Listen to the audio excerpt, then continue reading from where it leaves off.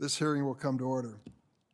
Today, the Senate Judiciary Committee will hold a hearing on the nominations of Kristen Clarke to be Assistant Attorney General for the Civil Rights Division and Todd Kim to be the Assistant Attorney General for the Environment and Natural Resources Division, commonly referred to as ENRD.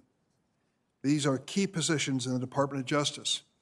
Once confirmed, these nominees will play a critical role working with Attorney General Roland and other senior department leaders to restore the department's independence and integrity, take partisan politics out of the department's work, and faithfully execute the law.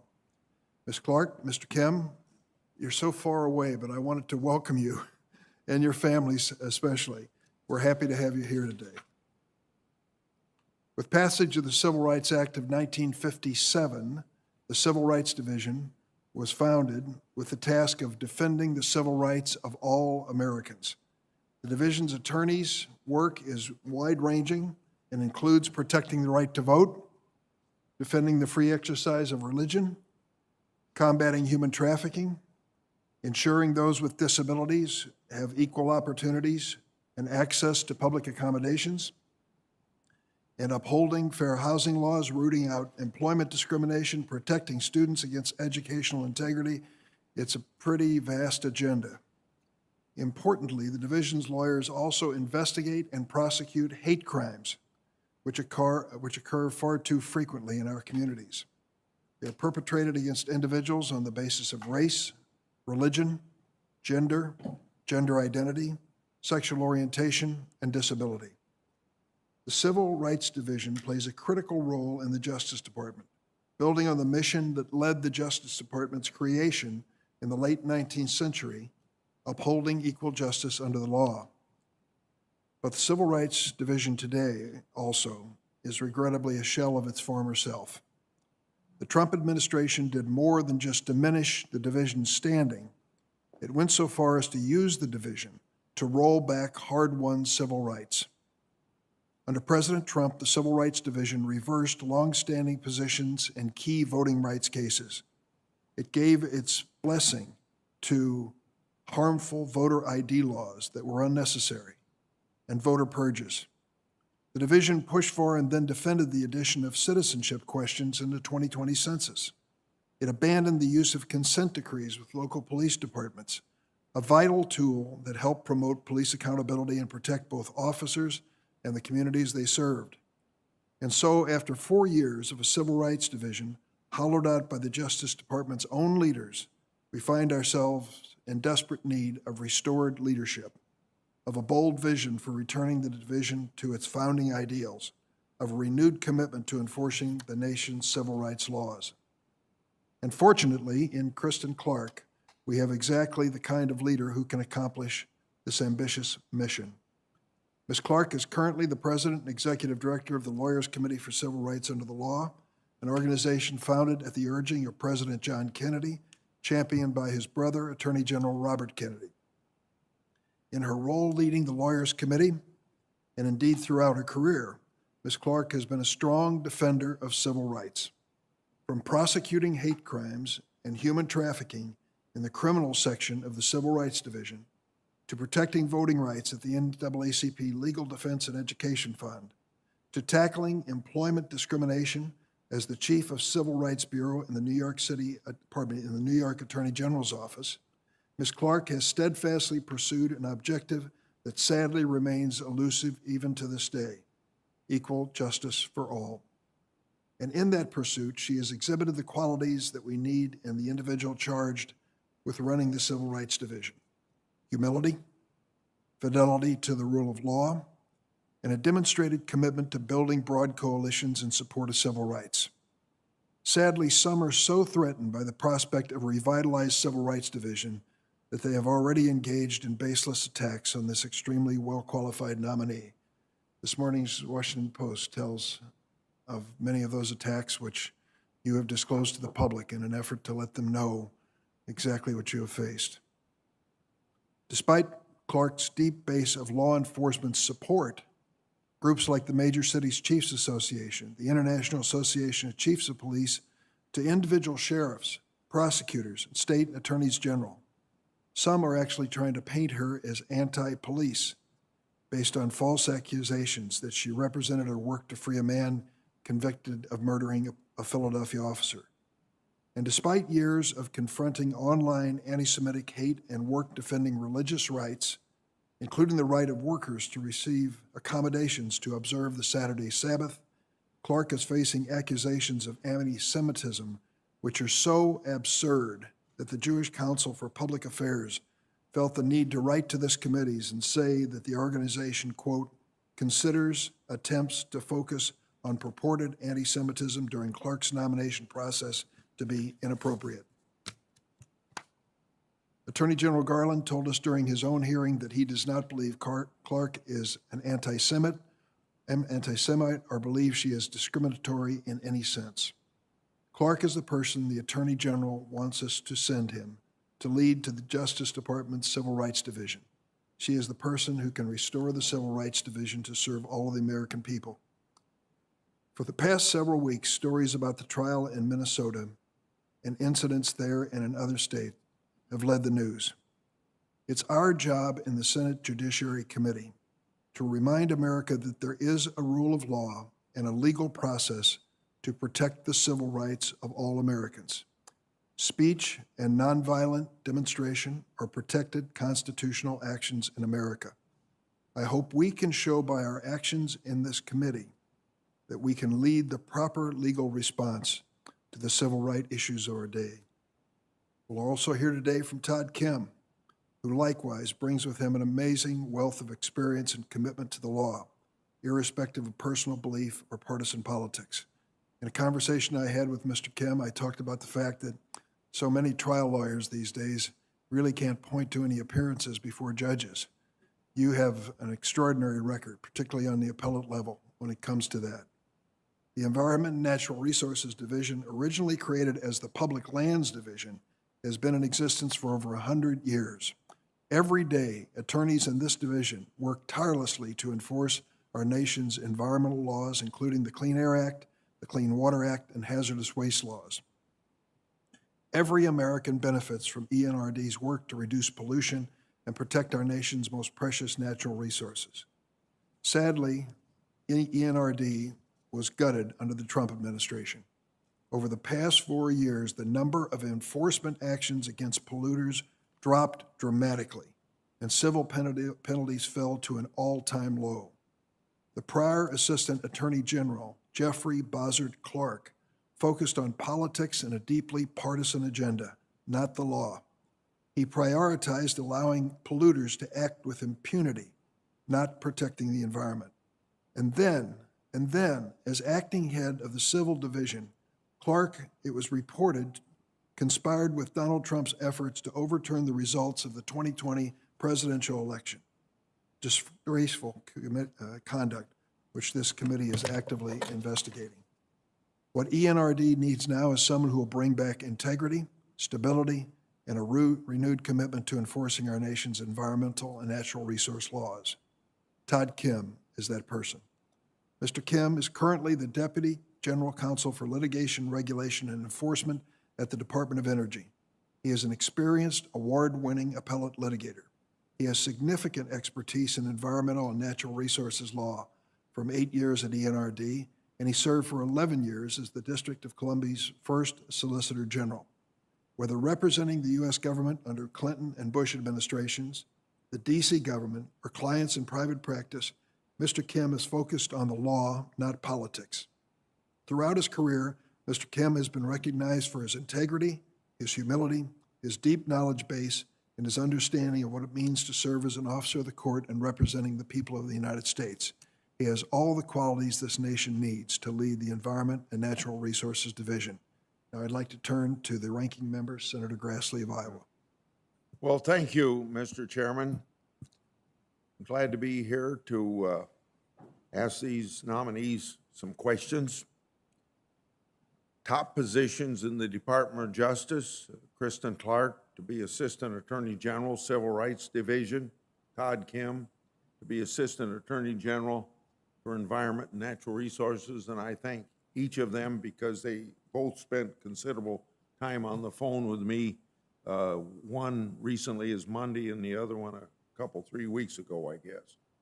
As I've said before, I hope that Judge Garland meant it when he said he wants to keep politics out of the Justice Department.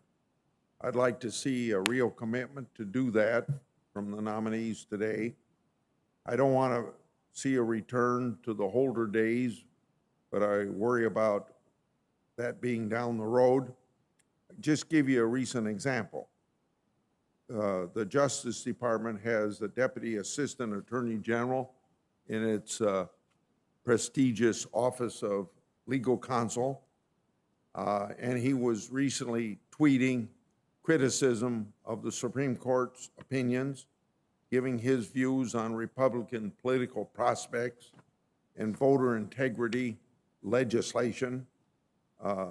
That's senior management in the departments, and it happens to be what's supposed to be the most apolitical division. So this person was moonlighting as a political pundit. I see that, and it makes me wonder about the judgment and impartiality of the Justice Department's political leadership. I hope that Judge Garland will get his house in order. We'll see if today's nominees agree with that assessment. So now turning to the nominees, and I think that, none of us mince words around the United States Senate. I know that Ms. Clarke knows that she's very controversial. That said, I do appreciate the conversation she and I had, and I want to commend her for being forthcoming with the committee. I don't doubt that Ms. Clarke is a capable attorney who is sincerely committed to progressive causes. What I'm going to want to see is whether she can put that partisan commitment aside and do the work of an apolitical civil rights enforcer. For example, just last summer, she wrote a piece called, quote, unquote, I prosecuted police killings, defund the police, but be strategic, end quote. I'm sure that we'll hear the usual refrain today that nominees don't really mean it when they say defund the police, but the fact is, it was said. Is Ms. Clarke going to use her perch in the Civil Rights Division to strategically defund the police by other means? Ms. Clarke has taken positions on religious liberty that are, I believe, limited and potentially unfair to believers. Will she put these views aside and enforce the rights of believers to the extent mandated by the courts? Ms. Clarke is a strong believer in voting rights, so am I, but I'm also a strong believer in secure elections. So I think it's a legitimate question whether she continued to view efforts to secure our elections as voter suppression when she's in charge of enforcing our voter laws, particularly a voter suppression talked about now when we had such a historical turnout for both the loser of the election as well as the winner of the election. Like Ms. Gupta before her, Ms. Clarke has launched many personal attacks on federal judges, especially Kavanaugh. Chairman Durbin has in the past compared this practice to Senator Ashcroft and Sessions opposing judicial nominees. I happen to think it's a little bit different. Evaluating judicial nominees is part of our constitutional duty. I think it's different for litigators and aspiring government lawyers to go around attacking federal judges and doing it publicly. Questioning the integrity of judges and then eagerly appearing before them means that you either aren't looking out for your client's best interest or that you didn't really mean your attack to begin with.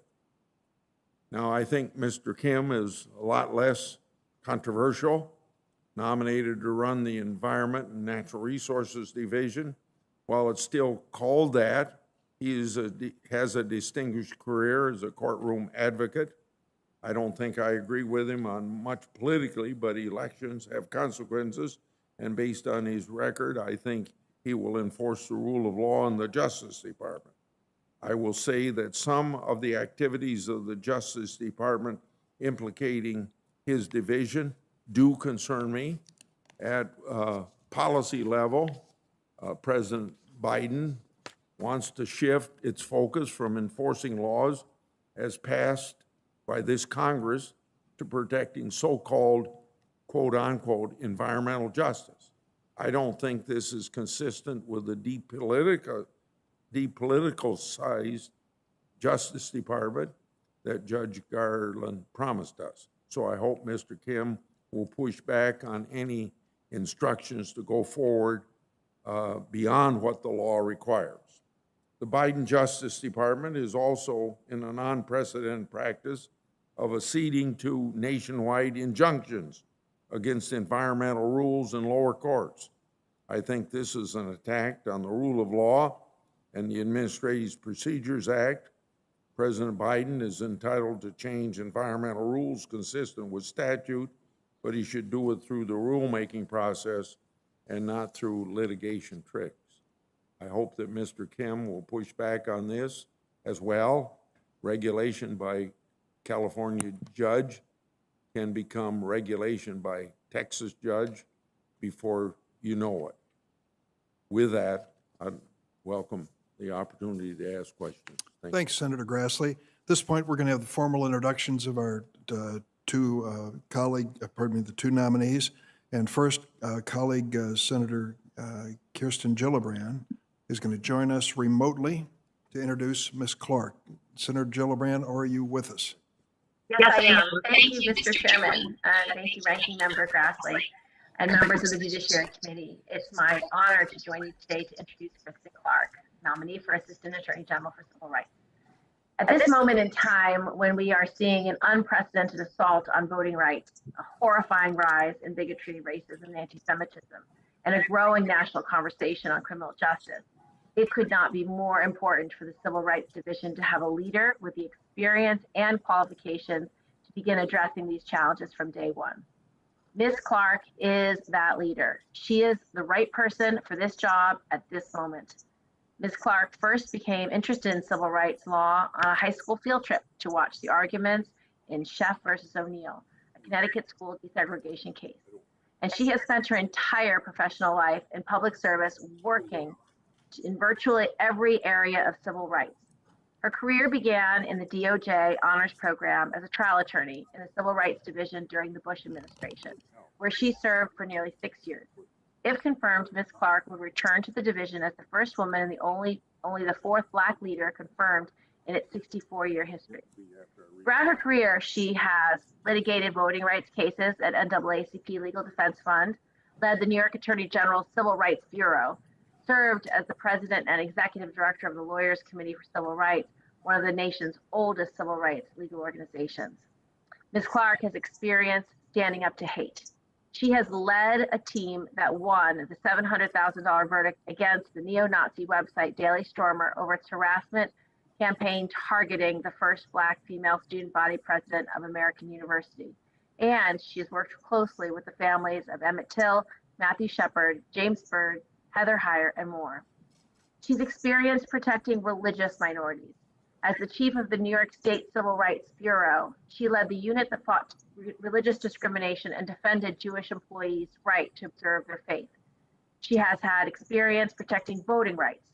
She has become one of the nation's leading voting rights lawyers representing voters in the Shelby County, Alabama versus Holder case before it reached the Supreme Court, and working on the 2006 bipartisan reauthorization of the Voting Rights Act. Ms. Clarke has also worked to ensure the families and vulnerable communities have access to fair housing opportunities, to protect the rights of people with disabilities, and to obtain justice for women in the workplace, winning a $3.8 million settlement for close to 300 women in gender discrimination and sexual harassment case against Con Edison. And she's worked to build bridges between the legal and law enforcement communities. She's worked directly with hundreds of the nation's leading law firms, thousands of lawyers, the FBI, ATF, and law enforcement agencies on hate crimes, human trafficking, and domestic violence cases. She partnered with New York sheriffs to institute best practices for working with communities with limited English proficiency. She conducted a training with the National Sheriff's Association on community policing and rebuilding trust. And she worked with the International Association of Police Chiefs to develop strategies to enhance officers' response to hate crimes and incidents, which have since been adopted by police forces across the globe. Results of her collaborative work are reflected in the support for her nomination from law enforcement, including the Major Cities Chief Association, NOBLE, and IACP Executive Director Vincent Tellucci. Her unparalleled legal credentials are complemented by her lived experience. She grew up in Brooklyn's Sterrett City Housing Development, the daughter of Jamaican immigrants who instilled in her an unmatched work ethic. Yes, I do. Her determination and hard work in public school opened the doors to Choate Rosemary Hall, Harvard, and Columbia Law School. Seeing the stark difference in access to opportunity in her Brooklyn neighborhood and in those private schools gave her the valuable perspective on inequity that comes to guide her work to this day. If confirmed, Ms. Clarke will bring the knowledge, experience, and leadership the Civil Rights Division needs to meet the challenges that lie ahead and, as she has said, to make the promise of justice for all a reality. Thank you, Mr. Chairman. Thanks, Senator Gillibrand. We appreciate your appearance before the committee and introduction of Ms. Clarke. Now the formal introduction of Mr. Kim will be led by our colleague Cory Booker. And I might add that we, with unanimous consent, will also enter a letter from Delegate Eller and Holmes Norton in support of Mr. Kim as well. Senator Booker. Mr. Chairman, thank you very much. I'm sorry I don't have the privilege of introducing both of these extraordinary candidates. Kristen Clarke is not only a friend, but someone that I've long worked with and admired. But I have the pleasure and the honor to introduce Todd Kim, and it is a thrill to do so. Now, before I say anything about Mr. Kim's incredible legal career and record of public service, I should start with perhaps one of the most important distinguishing features about him. He is from New Jersey and born in Edison, and like me, grew up in the great Garden State. And I am proud to be introducing him. He is a child of immigrants who first came to the country as his parents as graduate students. Mr. Kim's father went on as a research chemist, while his mother directed choirs for several local Korean American churches. Now, he unfortunately did not go to Stanford or Yale, but he went to an okay college for undergraduate, Harvard, and again, didn't go to Yale Law School, but went to Harvard Law. We'll forgive him for that, but there he excelled. He was the executive editor of the Harvard Law Review, Mr. King, and then soon Mr. Kim became a really skilled environmental litigator. He spent 8 years at the Justice Department's Environment and Natural Resources Division, serving as nonpartisan career attorney in both the Clinton and the Bush administrations. Now, Mr. Kim has been nominated to return to that same division, and this time to lead it. The Environment and Natural Resources Division is a key, if not critical, part of the Justice Department. You cannot have justice without environmental justice. But also, he is intending, I believe, the critical effort to revitalize our environmental policy.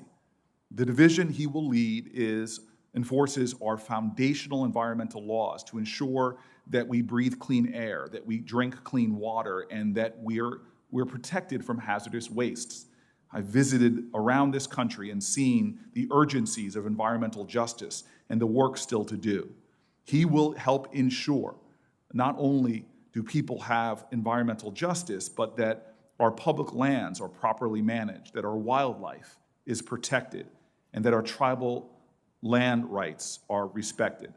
So many of our communities face environmental threat that are also public health crises. These are often communities of color, indigenous communities, and low-income communities, people who often wonder who is standing up to fight for them. The single biggest factor today in America that determines whether someone lives near a toxic waste site is the color of their skin. When the Environment and Natural Resources Division pursues a case and enforces our environmental laws, it is playing a vital role in protecting the well-beings of communities across this country. If Mr. Kim is confirmed, he will be ready to lead the division on day one with experience and conviction to affirm the ideals of our nation. In addition to his environmental expertise, though, Mr. Kim also served for more than a decade as DC's Solicitor General. He oversaw and argued key constitutional and regulatory appeals for the district, including 3 before the U.S. Supreme Court. All in all, Mr. Kim has been the lead counsel on hundreds of appeals. He's argued before the Supreme Court, all 13 federal courts of appeals, DC's highest court, and state appellate courts. And since the beginning of this year, Mr. Kim has served as Deputy General Counsel at the Energy Department. If he's confirmed to lead the Environment and Natural Resources Division, I believe Mr. Kim will bring a breadth of experience in the environmental and legal issues that the division's lawyers confront every single day. But crucially, he will also bring an unassailable established record of advocating on behalf of the American people and not any particular political interest or personal interest. He has a life record of pursuing justice. I am confident that Mr. Kim, along with President Biden's other nominees, including Kristen Clarke, will play a pivotal role in restoring the independence and integrity of the Justice Department. And for many people who have lost hope, who suffer illness and disease and poisoning, I believe he will be a champion for those people so that they too can appreciate what should be an American birthright: access to clean air, clean water, and a healthy environment. Thank you. Thanks, Senator Booker. I'd like to ask the 2 nominees to stand and be sworn. Please raise your right hand. Do you affirm or swear that the testimony you're about to give before the committee will be the truth, the whole truth, and nothing but the truth, so help you God? I do. Let the record show that both nominees answered in the affirmative. And now it's time for your opening statements. We'll start with Ms. Clarke.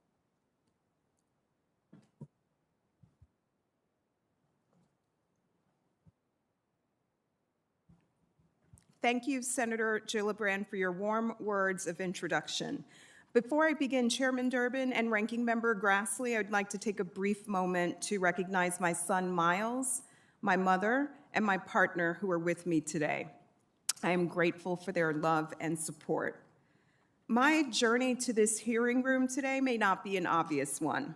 It started my junior year of high school when a teacher loaded my classmates and me into a van and drove us to a courthouse in Hartford, Connecticut, to hear arguments in what turned out to be a landmark school desegregation case, Sheff versus O'Neill.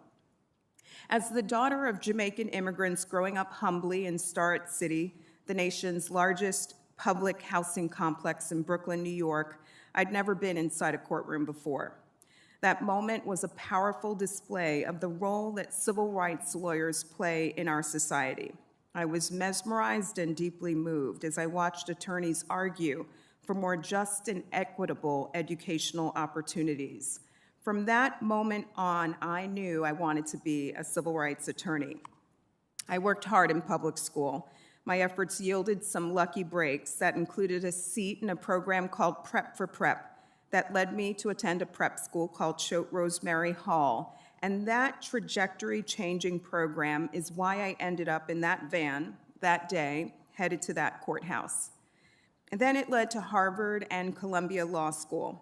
I turned down high-paying corporate law firms to take my dream job in the Justice Department's Attorney General's Honors Program, where I served for 6 years, primarily during the George W. Bush administration. As a DOJ attorney, I began my legal career traveling across the country to communities like Tensaw Parish, Louisiana, and Clarksdale, Mississippi. I learned to be a lawyer's lawyer, to focus on the rule of law and let the facts lead where they may. When I left DOJ, I carried the words of the late Supreme Court Justice Thurgood Marshall as my guide. Where you see wrong or inequality or injustice, speak out. because this is your country. This is your democracy. Make it, protect it, pass it on. I've tried to do just that at every step of my career, from the Voting Rights Project at the NAACP Legal Defense Fund to the Civil Rights Bureau in the New York State Attorney General's office, where I was the state's top civil rights enforcement officer. And since 2015, I've led the Lawyers Committee for Civil Rights Under Law, one of the nation's leading civil rights legal organizations. Formed at the request of John F. Kennedy in 1963, the Lawyers Committee activated the private bar to help ensure the rule of law during the turbulence of the civil rights movement. I've worked with thousands of lawyers at major corporate law firms across the country who bring to bear the resources of their firms to advance people's rights. Our nation is a healthier place when we respect the rights of all communities. In every role I've held, I've worked with and for people of all backgrounds, regardless of race, national origin, religion, or disability status. I've listened deeply to all sides of debates, regardless of political affiliation. There is no substitute to listening and learning in this work, and I pledge to you that I will bring that to the role if confirmed. I would also bring to my stewardship of the Civil Rights Division the lessons I've learned over my 20 years as a civil rights attorney, lessons from the people impacted by my work, lessons from the wise attorneys who've mentored me, and lessons from being a single mother juggling the demands of this work. But perhaps most important would be the fulfillment of the promise I made to myself as a 16-year-old girl in that Connecticut courthouse. As I look at my own son, now the same age I was when I entered that Connecticut courtroom, I remain committed to the promise of working every day to build a world of equal opportunity for all, a world where no 16-year-old is the target of hateful language, a world where no young man is racially profiled. I dream of a world that values his mind, his heart, and his exceptional soccer skills, and does not push him aside because of the color of his skin. I dream of that for every child in America. As the head of the Civil Rights Division, I will bring the same clear-eyed pursuit of justice that has guided me my entire life. I would be honored for you to grant me this humbling opportunity to serve. Thank you. Thank you, Ms. Clarke. And as a mother, I think the reference to your son's soccer skills was probably the most important part of your opening statement. Thank you very much. Mr. Kim. Good morning, Chairman Durbin, Ranking Member Grassley, members of the committee. I'm honored to appear before you today for this hearing to consider my nomination to be the Assistant Attorney General for the Environment and Natural Resources Division at the Department of Justice. Thank you, Senator Booker, for your generous introduction. I thank President Biden and Attorney General Garland for this opportunity to return to the department where I began my legal career. And most of all, let me thank my family. My wife, Carolyn, and my sons, Paulden and Jigme, are here with me today. Watching from afar are my sister Sana and my parents, Changjung Kim and Suki Yu. I'm incredibly grateful and incredibly lucky to have all of them in my life. In the 1960s, my parents were Korean immigrants who came to the United States to pursue graduate degrees. They both chose Big Ten schools. My mom, the University of Minnesota, my dad, Purdue. They met here, settled here, had my big sister in Indiana and then me in New Jersey, and eventually became proud US citizens. Their hard work and fundamental decency have been at the root of any success I've ever had, and will always be a model for what I'd like to show my own children. In 1984, my parents took the family on a classic RV trip to the American West. I was 11 years old, and the trip made a big impact on me.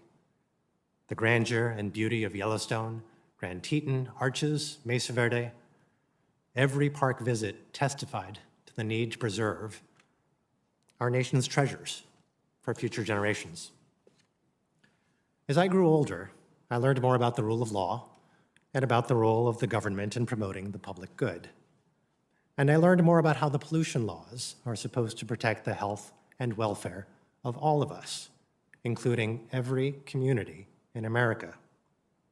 I grew to realize that my calling was public service, to protect our shared interest in the environment and our natural resources. And the best way for me to contribute to that effort was as a lawyer, making sure the country's environmental laws are followed and enforced. After graduating from law school and clerking for the Honorable Judith Rogers of the DC Circuit, I applied to join the Department of Justice through its honors program and asked to be assigned to the Environment and Natural Resources Division. I grew up as a lawyer at ENRD, working on cases involving the Clean Water Act, the Clean Air Act, Superfund site cleanup, Native American land rights, the establishment of national monuments, and more. I worked on cases around the country in the Supreme Court and every federal circuit, civil and criminal enforcement matters against corporations and individuals, as well as defenses of agency actions against challenges of all sorts. In my 7.5 years there, I also learned firsthand the skill, dedication, professionalism, and integrity of the career staff that work day in and day out enforcing environmental laws for the good of the American people. I loved my job, and frankly, I thought I would never leave the division, but I was unexpectedly offered another opportunity to do public service. This time, it was the chance to serve as the first Solicitor General for my adopted home, the District of Columbia. As Solicitor General, I would be the chief appellate lawyer representing the people of the district. I couldn't turn it down. I am at heart a government lawyer, and it was an honor and a privilege to serve my community for more than 11 years. But I always hoped that someday I'd have the chance to return to the department and to ENRD. I am so thankful to have that opportunity today. I know that this is a crucial moment for the division and the nation, with the pressing imperatives of enforcing the nation's environmental laws with integrity, defending federal agencies, honoring the United States' important relationship with Native American Indian tribes, promoting the effective stewardship of public lands and national resources, and addressing climate change and environmental justice. The cliche for me is real. I want to leave the world and the country a better place for my kids. I am deeply honored to have a chance to do that, and I look forward to your questions. Thank you. Thank you, Mr. Kim. Before turning to my questions, I'll lay out a few of the mechanics we'll follow in this hearing. Senators will have 5 minutes to question nominees. We'll work right through questioning without any breaks. Let me make one more note before we get started. When we last held a nominations hearing, I asked my colleagues to be respectful in questioning their nominees, and they certainly obliged. I greatly appreciate that.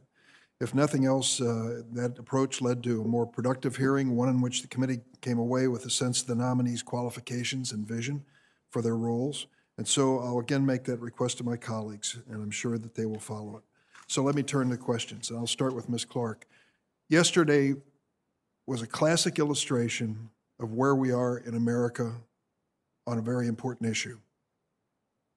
Yesterday, like many days before, we are following on a day-to-day basis a trial in Minnesota. And the outcome of that trial is, of course, a topic of great concern for all Americans, black, white, and brown. The question is whether there was police misconduct involved in the death of George Floyd. And on top of that came the killing of Daunte Wright in Brooklyn Center, Minneapolis. I don't want to pick on Senator Klobuchar's state because sadly there are cases like that in many states, including my own. And a real question as to the training and fitness of some people in law enforcement. At the same time yesterday, we had a memorial service for one of our Capitol Hill policemen who was killed in the line of duty on Good Friday. He was standing out at an entrance which many of us use every single day, and a man came up and hit him with a car and killed him. And yesterday, he was honored, his body lie in repose in the rotunda, and the President of the United States came to give his honor and respect to Officer Billy Evans. What a contrast, the trial in Minneapolis and the memorial service at our nation's capital. Ms. Clarke, that really calls into question what you're really asking to embark on here, trying to find the right balance with civil rights in this country, representing or respecting our constitutional rights and civil rights, but understanding as well that an organized society needs law enforcement. You know that this Newsweek article is going to be presented to you to explain, and I'm going to give you that chance too. I know you've been a prosecutor. You've represented the people of the United States of America in lawsuits.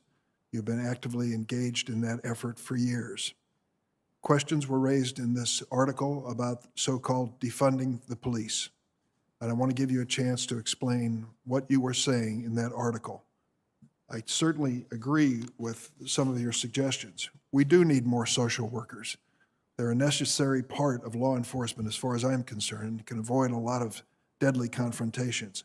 Yes, we need more social support in schools. That goes without saying. I think that's the right thing to do. More money in mental health aid as well. And I question, as others do, sending all this military equipment to police departments. But I want to give you a chance to explain that article and your position in your own words. Thank you for the question, Senator. First, I want to acknowledge the grief that I know that families and communities are experiencing today. The family of the grieving Capitol officer who lost his life, the family of George Floyd, and so many others. I think we are at an inflection point. Senator, throughout my career, I have worked with law enforcement. I started off my career in the Justice Department and spent several years in the criminal section working with the FBI. Throughout my career, I have endeavored to form partnerships with law enforcement. Most recently, I worked with the International Association of Chiefs of Police to develop more effective strategies for tackling hate crimes.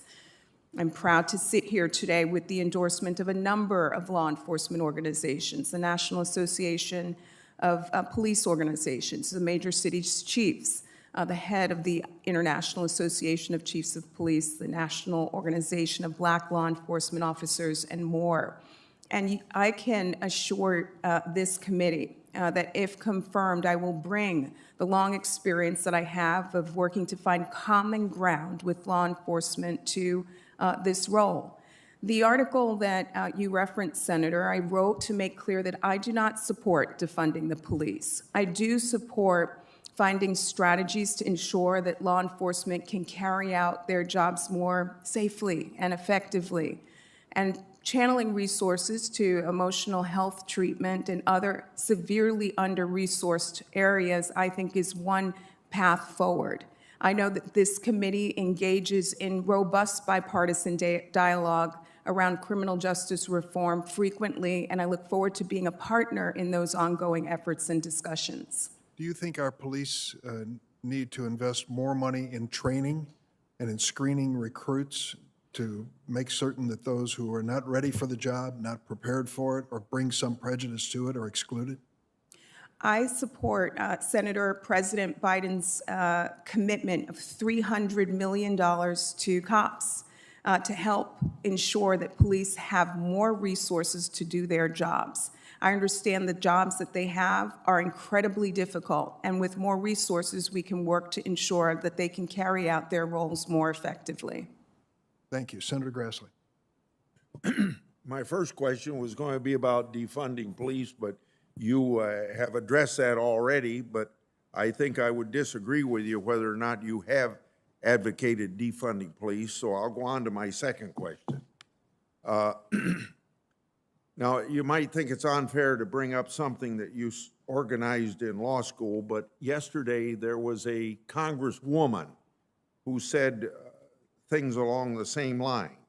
At a conference that featured a number of speakers that called violent radicals, including numerous cop killers, political prisoners, and POWs.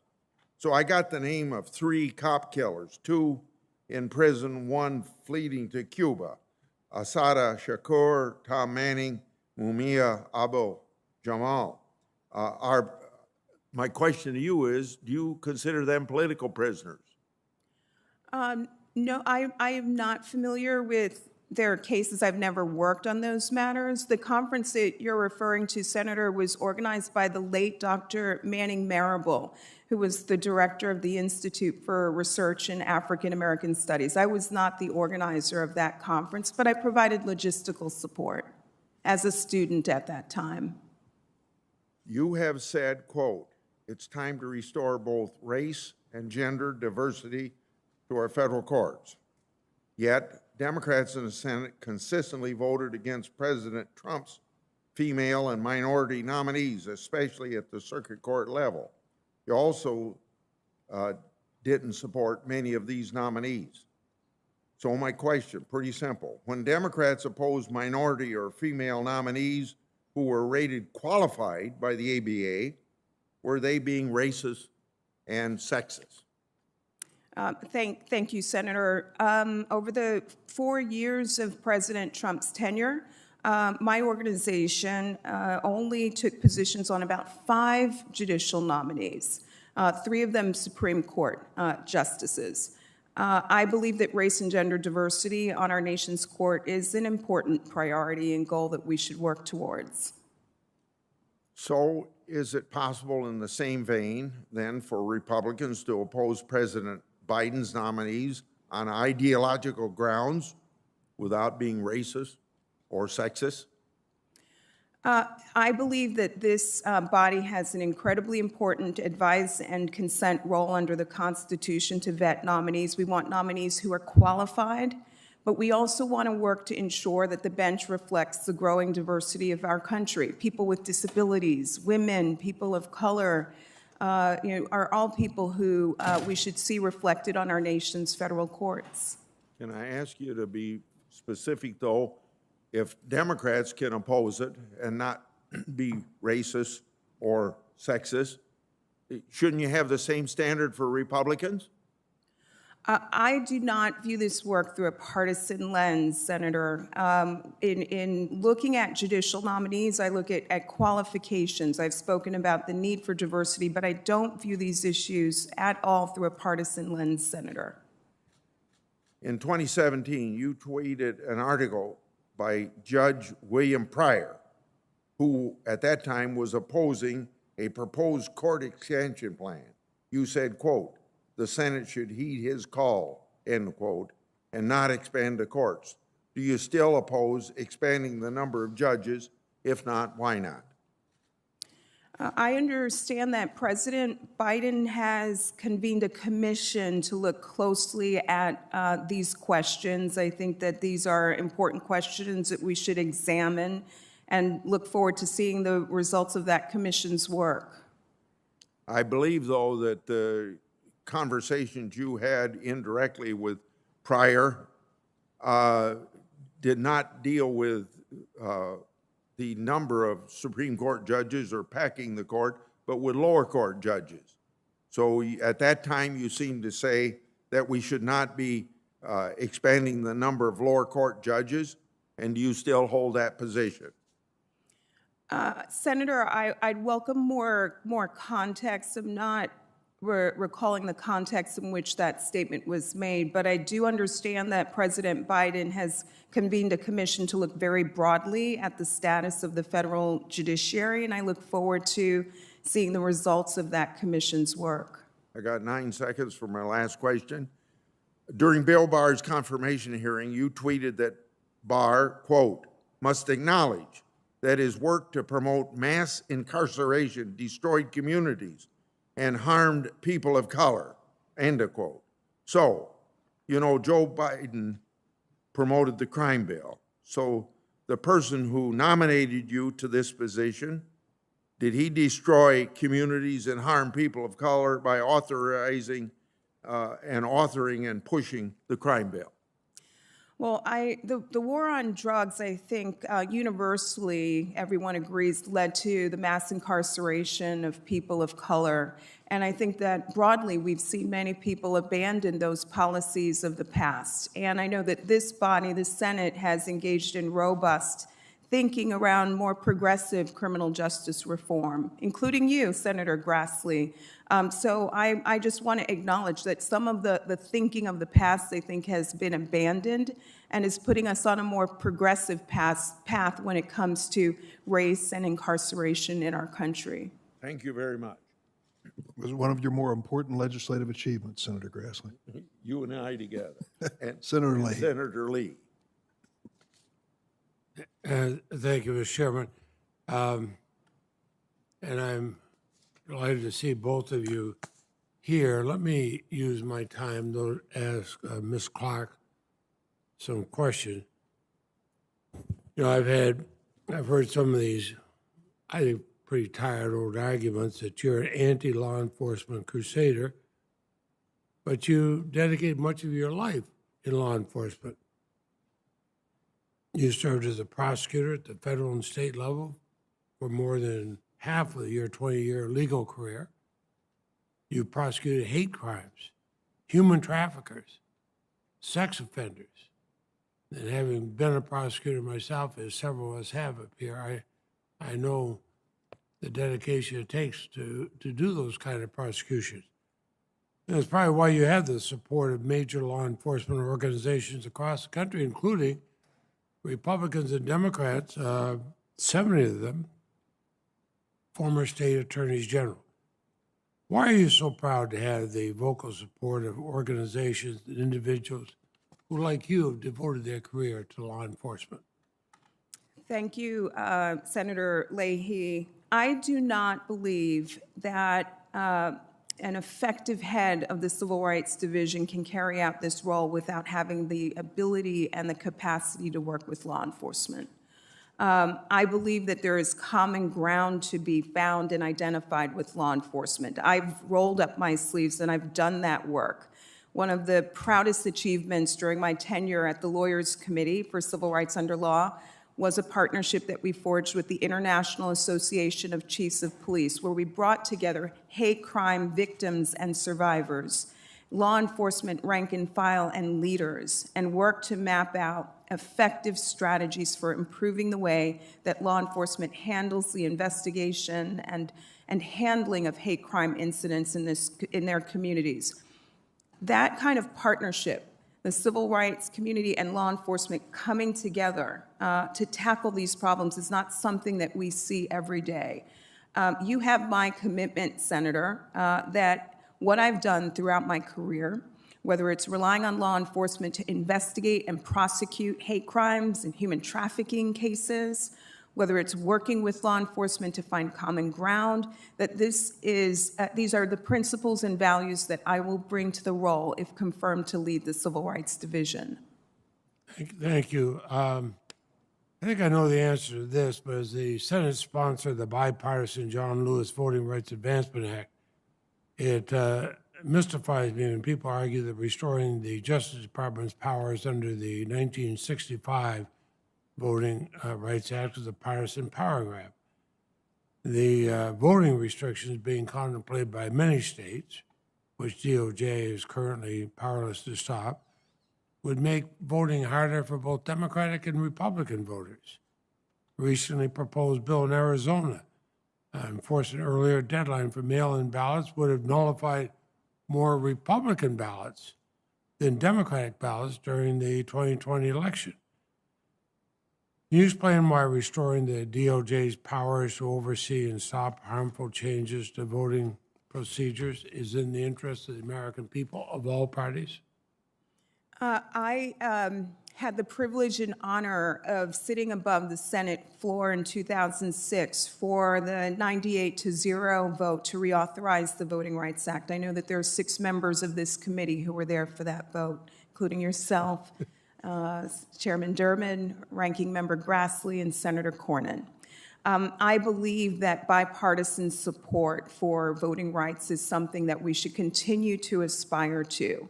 We know that ongoing voting discrimination remains a real problem in our country, and the Voting Rights Act has proven to be one of our most powerful tools passed by this body, by the Senate, to help in the effort to ensure that eligible Americans have full access to the ballot. You know, I'm very proud of my own state of Vermont and Jim Condos, who's our Secretary of State, and he has done everything possible to make sure everybody can vote, and we have a great turnout. And an example, last election, overwhelmingly elected a Republican governor, and then overwhelmingly elected a Democratic lieutenant governor. And I think that's why major actors in society, like the Fortune 500, who normally many of them would be strongly in favor of Republicans, have said, this goes beyond party. We've got to make it easier for people to vote than otherwise. So, Mr. Chairman, thank you. I think we have an excellent nominee here. Thank you very much, Senator Leahy. Senator Cornyn? Thank you, Mr. Chairman. Ms. Clarke, Martin Luther King famously said that he had a dream of the day when his children would be known by the content of their character and not the color of their skin. Do you agree with that? Absolutely, Senator. Well, maybe there's a misprint, but I'm sure you can clear it up for me. Dating back to your days when in school, when you seemed to argue that African Americans were genetically superior to Caucasians. Is that correct? No, Senator. That I believe you're referring to an op-ed that I wrote at the age of 19 about the bell curve theory, a racist book that equated DNA with genetics and race. As a Black student at Harvard that time, we took grave offense to this book. It was co-authored by a Harvard professor. We did a number of events to speak out against the book, and this op-ed opened with a satirical reference to the statement that you just noted.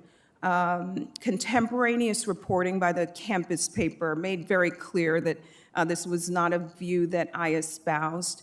What I was seeking to do was to hold up a mirror and put one racist theory alongside another to challenge people as to why we were unwilling to wholly reject the racist theory that defined the bell curve book. So this was satire? Absolutely, Senator. And where was that published?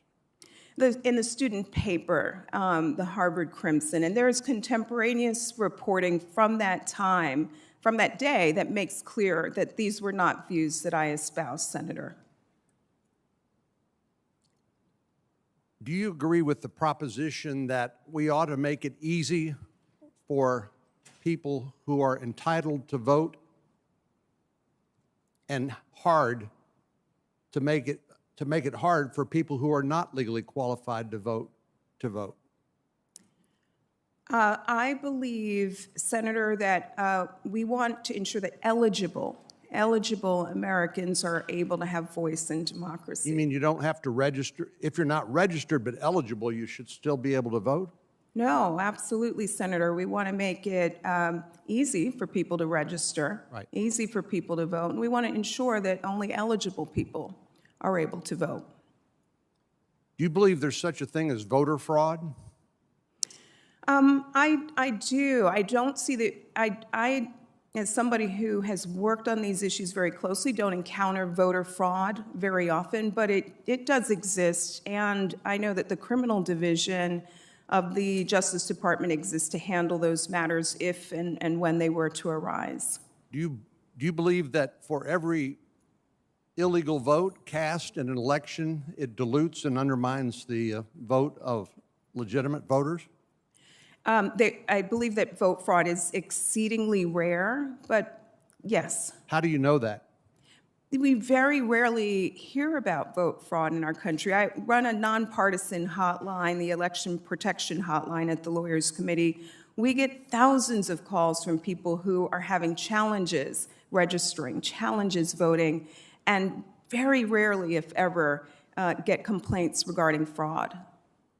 The last time I was on the ballot in Texas before 2020, there were 4.8 million people to vote. That's 2014. This last year, we had about 11 million people vote, more than double. Do you believe that the votes of people of color were suppressed? In the state of Texas, I know that there was some litigation to address some of the barriers that people faced during the pandemic. I think those numbers reflect an encouraging picture at the end of the day that reflect the results of advocacy, litigation, and other efforts to make it easier for people to vote amid the deadly pandemic.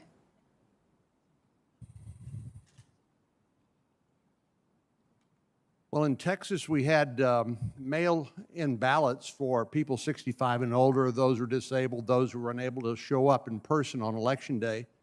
We had a full 3 weeks of early voting in person, and people were then able to vote on Election Day.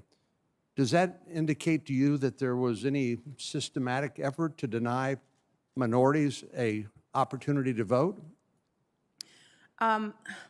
So, Senator, I can recall very vividly reports of long lines that stretched till 2, 3 a.m. During the early part of the pandemic in the primary season.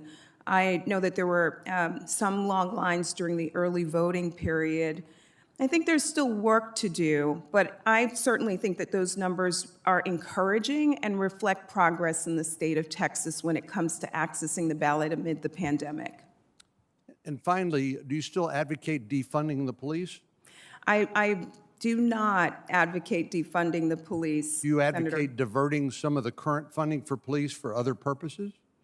Well, you may be referencing an op-ed that Chairman Grassley referenced, and I don't have the power of the purse, didn't have the power of the purse behind me, so I talked about a way to allocate a limited budget of resources in a way that can ensure that police are able to do their jobs more effectively and ensure community safety. I'm pleased and excited that President Biden has committed $300 million new dollars to cops, and that we're now in a world in which we're working with more resources to tackle these problems. Thank you. Thank you, Senator Cornyn. Senator Whitehouse. Thank you, Chairman. Welcome to both of our nominees. Ms. Clarke, I have been on the phone recently, or actually, this being the COVID season, I've been on the Zoom recently with a lot of the Rhode Island police chiefs. And one of their most significant concerns right now is the extent to which their engagements with the public are often founded in a behavioral health or mental health issue that is going on. And there's a lot of concern from the chiefs and from line officers that they're being put into situations that they're not as well trained for as true mental health, behavioral health professionals, and that there's not the same kind of support for mental health or behavioral health crises as there should be.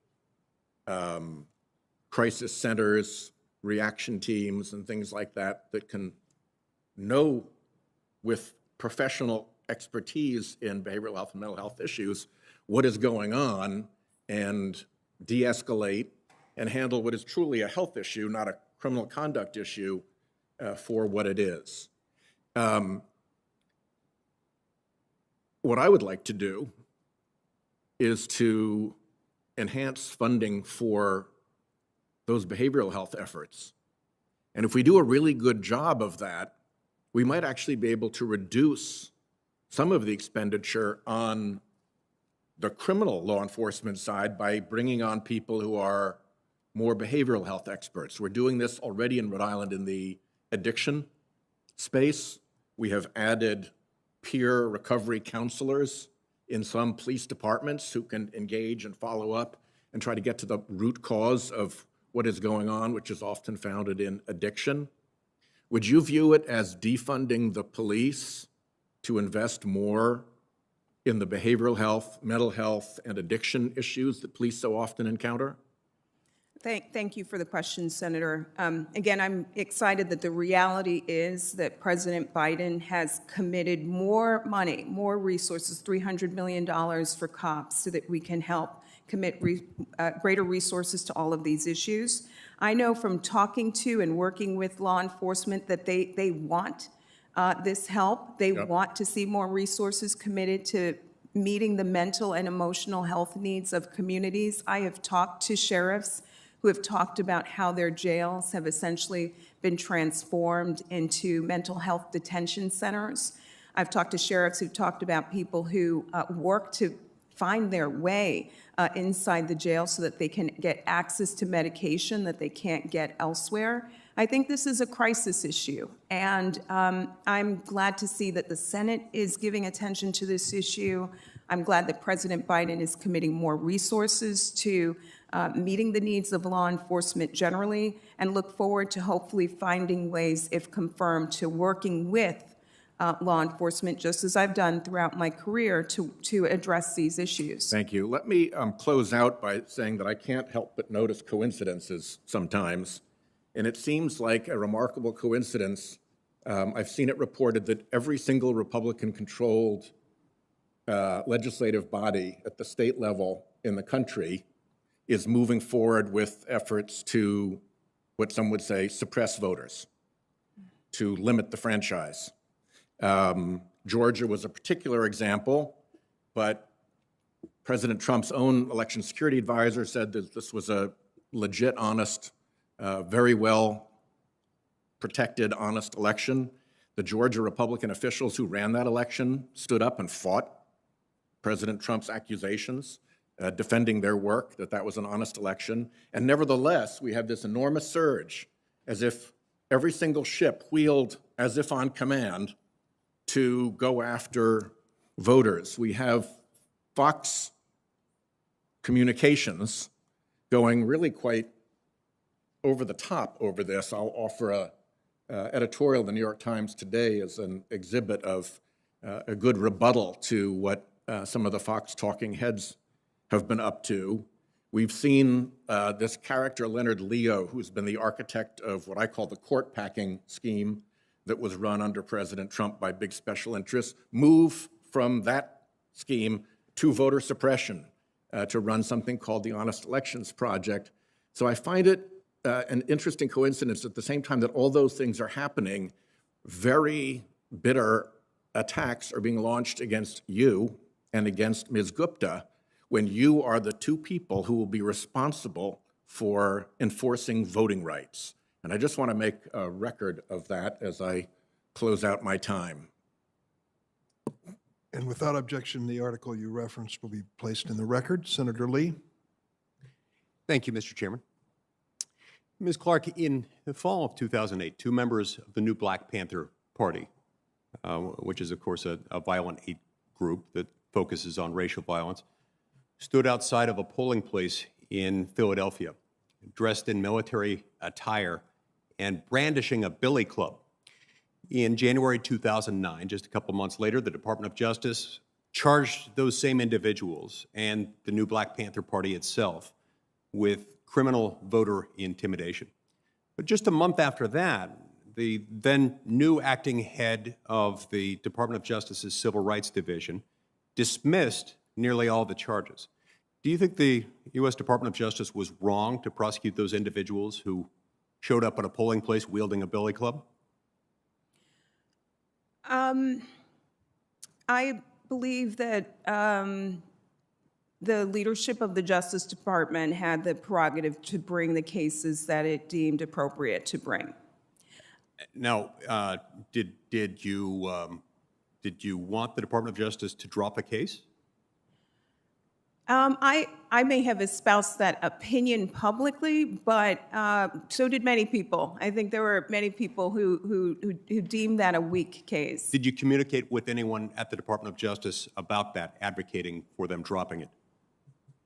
I did not engage in any advocacy around that case, if that's what you're asking, Senator. Right. I did communicate with people regarding public information, publicly available information about the case. There are a couple of Department of Justice officials who have testified under oath that while you were at the NAACP, you specifically asked Laura Coates, an attorney within the Department of Justice Civil Rights Division, when the case would be dismissed. Is that accurate?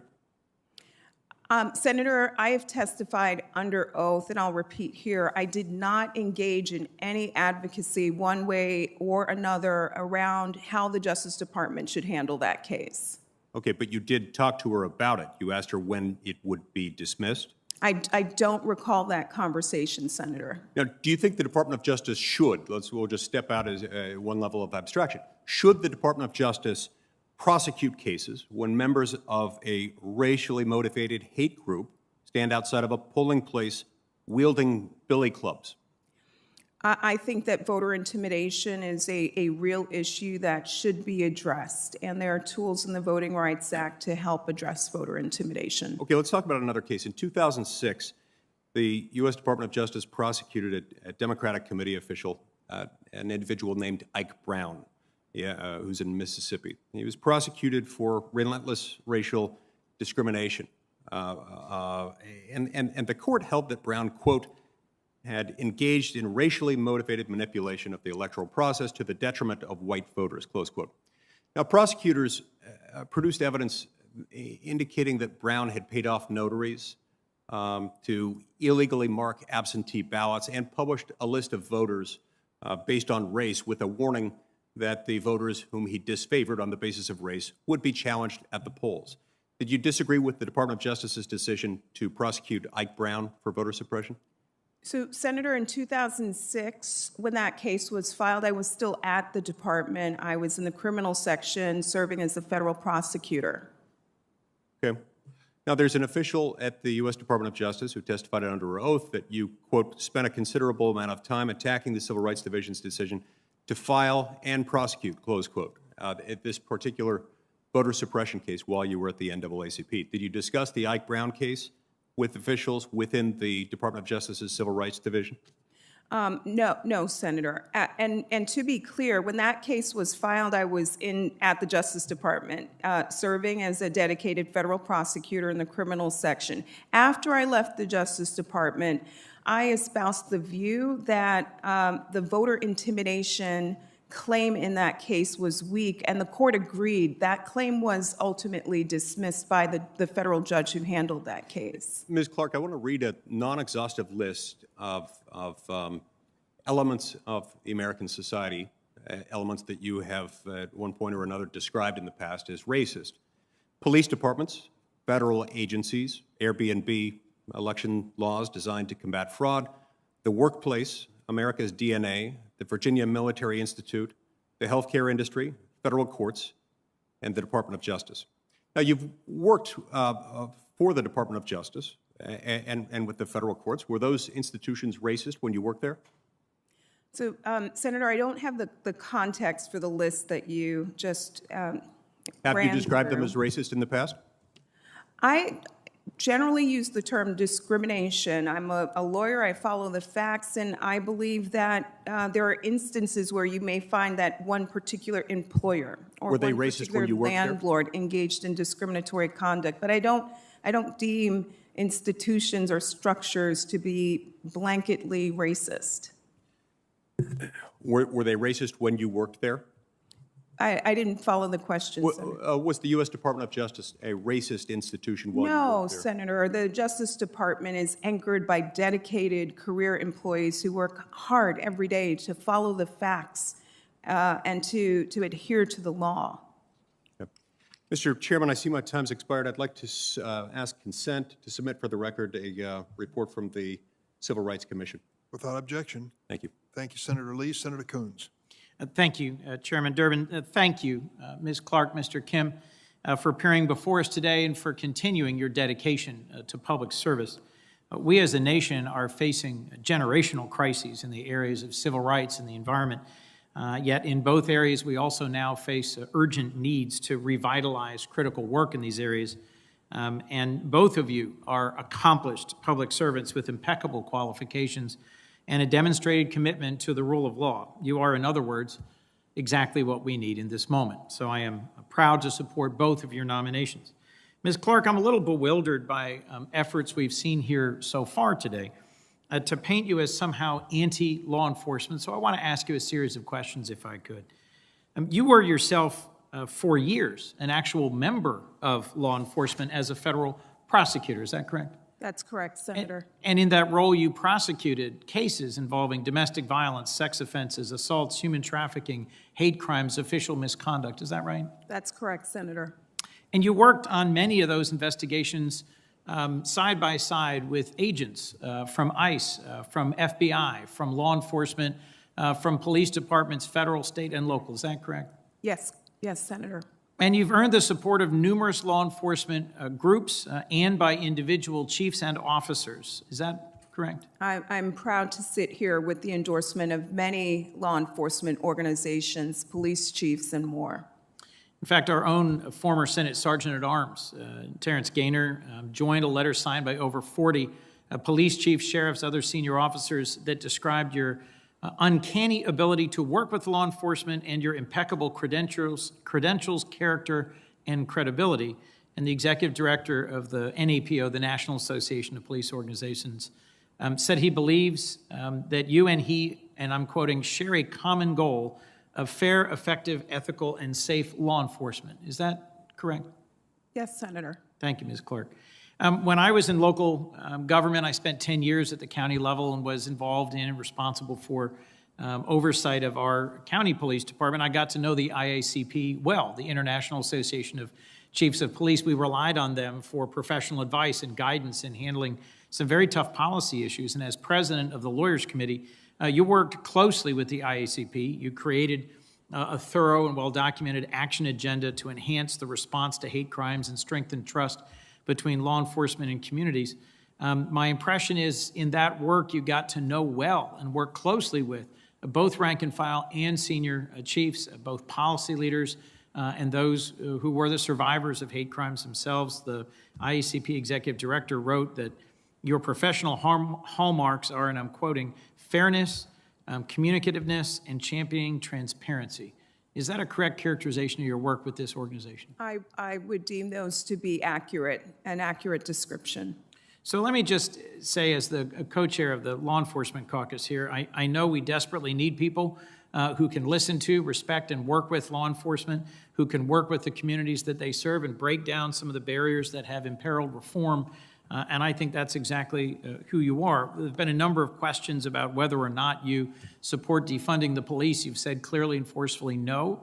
Let me just ask a last question, if I could, in this area. If you have a choice, and you're not the person who controls the purse strings, we are in the Senate, in the Congress. If you had a choice between additional federal resources to help provide the ability for state and local law enforcement to also have partners, resources to respond to mental health crises, for example. If you had that choice, or you had the choice of reducing the total funding available for law enforcement, which of those two would you choose? I don't have the power of the purse string, but if I could put my thumb on the scale, I would put it on the side of more resources. That's what we need to tackle the grave issues that we face today. The rise in hate and extremism is just one example of that. Well, that's something I look forward to fighting for as an appropriator on the subcommittee that funds the Federal Department of Justice. I've talked to senior leaders in the administration. I've talked to President Biden, and I think we can, if we choose to work together, find a way to significantly increase the resources available for law enforcement and for appropriate mental health responses to crises. But Mr. Chairman, with your indulgence, I'd like to ask Mr. Kim one question. Certainly. Mr. Kim, if I might, we've gotten a lot of attention to your colleague here, but I wanted to ask you one question, if I might. I'm a new co-chair of the International Conservation Caucus, and I'm working with Senator Portman on reauthorizing the Presidential Task Force on Wildlife Trafficking. Would you agree that wildlife trafficking isn't just a conservation issue? It's one that threatens the security of our international partners, because the networks that often conduct wildlife trafficking are also involved in other natural resources crimes, human trafficking, drug trafficking, moving weapons, drugs, and money. Do you see it as an important crime to investigate and prosecute? Thank you, Senator. Absolutely, I agree with that. Wildlife trafficking is important not only because of its effect directly on wildlife, but also because of his documented connections with international criminal organizations. It is currently a priority of the division, and if confirmed, I would hope to keep it a priority as well. Thank you. Well, I'm grateful that both of you are willing to continue your careers in public service and look forward to supporting your confirmation by the Senate and your service as part of the administration. Thank you. Thanks, Senator Coons. I'd like to acknowledge that Congresswoman Joyce Beatty, the chair of the Congressional Black Caucus, is present. You certainly are welcome, and thank you for joining us today. I'd like to recognize Senator Cruz. Thank you, Mr. Chairman. Welcome to both of the nominees. Ms. Clarke, as I look to your record, I see the record of someone who has spent a career as a partisan advocate. Last year, you wrote an op-ed in Newsweek entitled, "I Prosecuted Police Killings, Defund the Police, but Be Strategic." Do you still believe it is a good idea to defund the police? Thank you, Senator, for that question. I do not support defunding the police. The impetus for writing that op-ed was to make clear that I do not support defunding the police, and I spend considerable time talking about the need to channel resources to places such as mental health treatment to alleviate some of the burdens that we place on the doorstep of law enforcement, some of the issues we ask them to wrestle with that are outside their core competency. But Ms. Clarke, let me, and we have limited time, so let me, you say you don't support defunding the police. You just said it twice. The title of your article was Defund the Police, but let's not just look to the title. Your article begins by saying that the national protests we saw last year, quote, opened up space for transformative policy discussions. You then continue to write, into that space, and this is a quote, into that space has surged a unifying call from the Black Lives Matter movement, defund the police. Do you really believe defund the police is a unifying call? I don't support defund the police. I'm reading from your article. Do you disagree with your article? Amidst the demonstrations and protests, I wanted to provide a different perspective. I don't support taking away resources from police and putting communities in harm's way. There's a rise in hate crimes and extremism. Ms. Clarke, you know you're testifying under oath here. Please allow her to. You just said Senator a moment ago. Senator Cruz, please allow her to complete her answers. Well, I'm not going to allow her to filibuster, so I'm going to ask a question. If she wants to answer the question that I asked, she can do so, but I'm not She should be allowed. I hope you'll show respect to the witness and I allow her will to. show respect to every witness, but we also have limited time, as you're aware, and you've been on this committee long enough to know that witnesses, in avoiding questions, will try to filibuster on different topics. So I'm going to ask questions, and I'm going to expect answers to the questions I ask, and I understand the chairman wants to jump in and defend the witnesses, but that's your prerogative to try to do so. I will defend witnesses on either side and members on either side. We will be respectful in this committee. I hope that all members will. I hope and expect the same standard will be applied to senators on both sides. Now, let's return to, you just said you don't support cutting funds from police.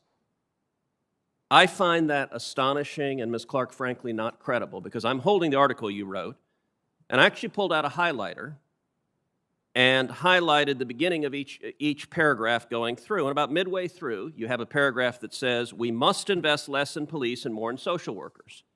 The next paragraph is, we must invest less in police and more in social support to our schools. The next paragraph begins, we must invest less in police and more in mental health aid. 3 paragraphs in your article, you begin with the words, we must invest less in police, and you just told this committee under oath you don't support investing less in police. How do you square those? If I may, Senator, I support the fact that President Biden is committing $300 million new dollars for the COPS program, $300 million new dollars for resources to the police. I wrote that op-ed without having the power of the purse string behind me and talked about how we can allocate a limited pool of resources in a more effective way. So you believe you were wrong last year when you called for defunding the police and investing less in the police? It's a poor title chosen by the editor. It's not just the title, it's your text. We must invest less in police. 3 paragraphs should begin with those words. You wrote those words. Do you agree with those words today? Without the power of the purse string, I wrote those words, but President Biden is committing more resources to police, and I think that's a great thing, Senator. All right, let's shift to another topic. Your advocacy and, frankly, extreme position on defunding the police is paired with a history of not only excusing, but celebrating murderers who have murdered police officers. It's been reported that during law school, you helped organize a conference with speakers who referred to convicted cop killers as political prisoners. This included Mumia Abu-Jamal, who murdered a Philadelphia police officer, and Asanta Shakur, who was convicted of murdering a New Jersey state trooper, escaped from prison, and is on the FBI's most wanted list. Did you organize the conference? And do you support celebrating those who murder police officers as heroes and political prisoners?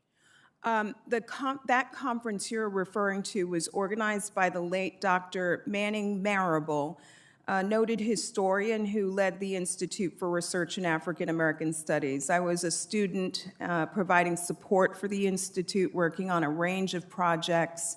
To the second question, Senator, no, I do not celebrate the loss of life. So if you say you didn't organize the conference, why did multiple speakers at the conference thank you by name for inviting them to speak at the conference? Because I was a hardworking student that made sure people were fed, mailed out invitations, provided the agenda. I was a student providing logistical support to a notable historian who was the one who organized that conference. So if there's a police officer in Philadelphia or New Jersey today watching this hearing, how are they supposed to react to your nomination to one of the senior positions of the Department of Justice, knowing that as a student you participated in a conference celebrating and lionizing cop killers who murdered a Philadelphia police officer and a New Jersey state trooper? How should a cop today watching this react to that news? I have never and would not ever celebrate the loss of life or the killing of a police officer, Senator, not ever. Do you Thank believe you, they're Senator political Cruz. prisoners? Thank you, Senator Cruz. Senator Padilla. Thank you, Mr. Chair.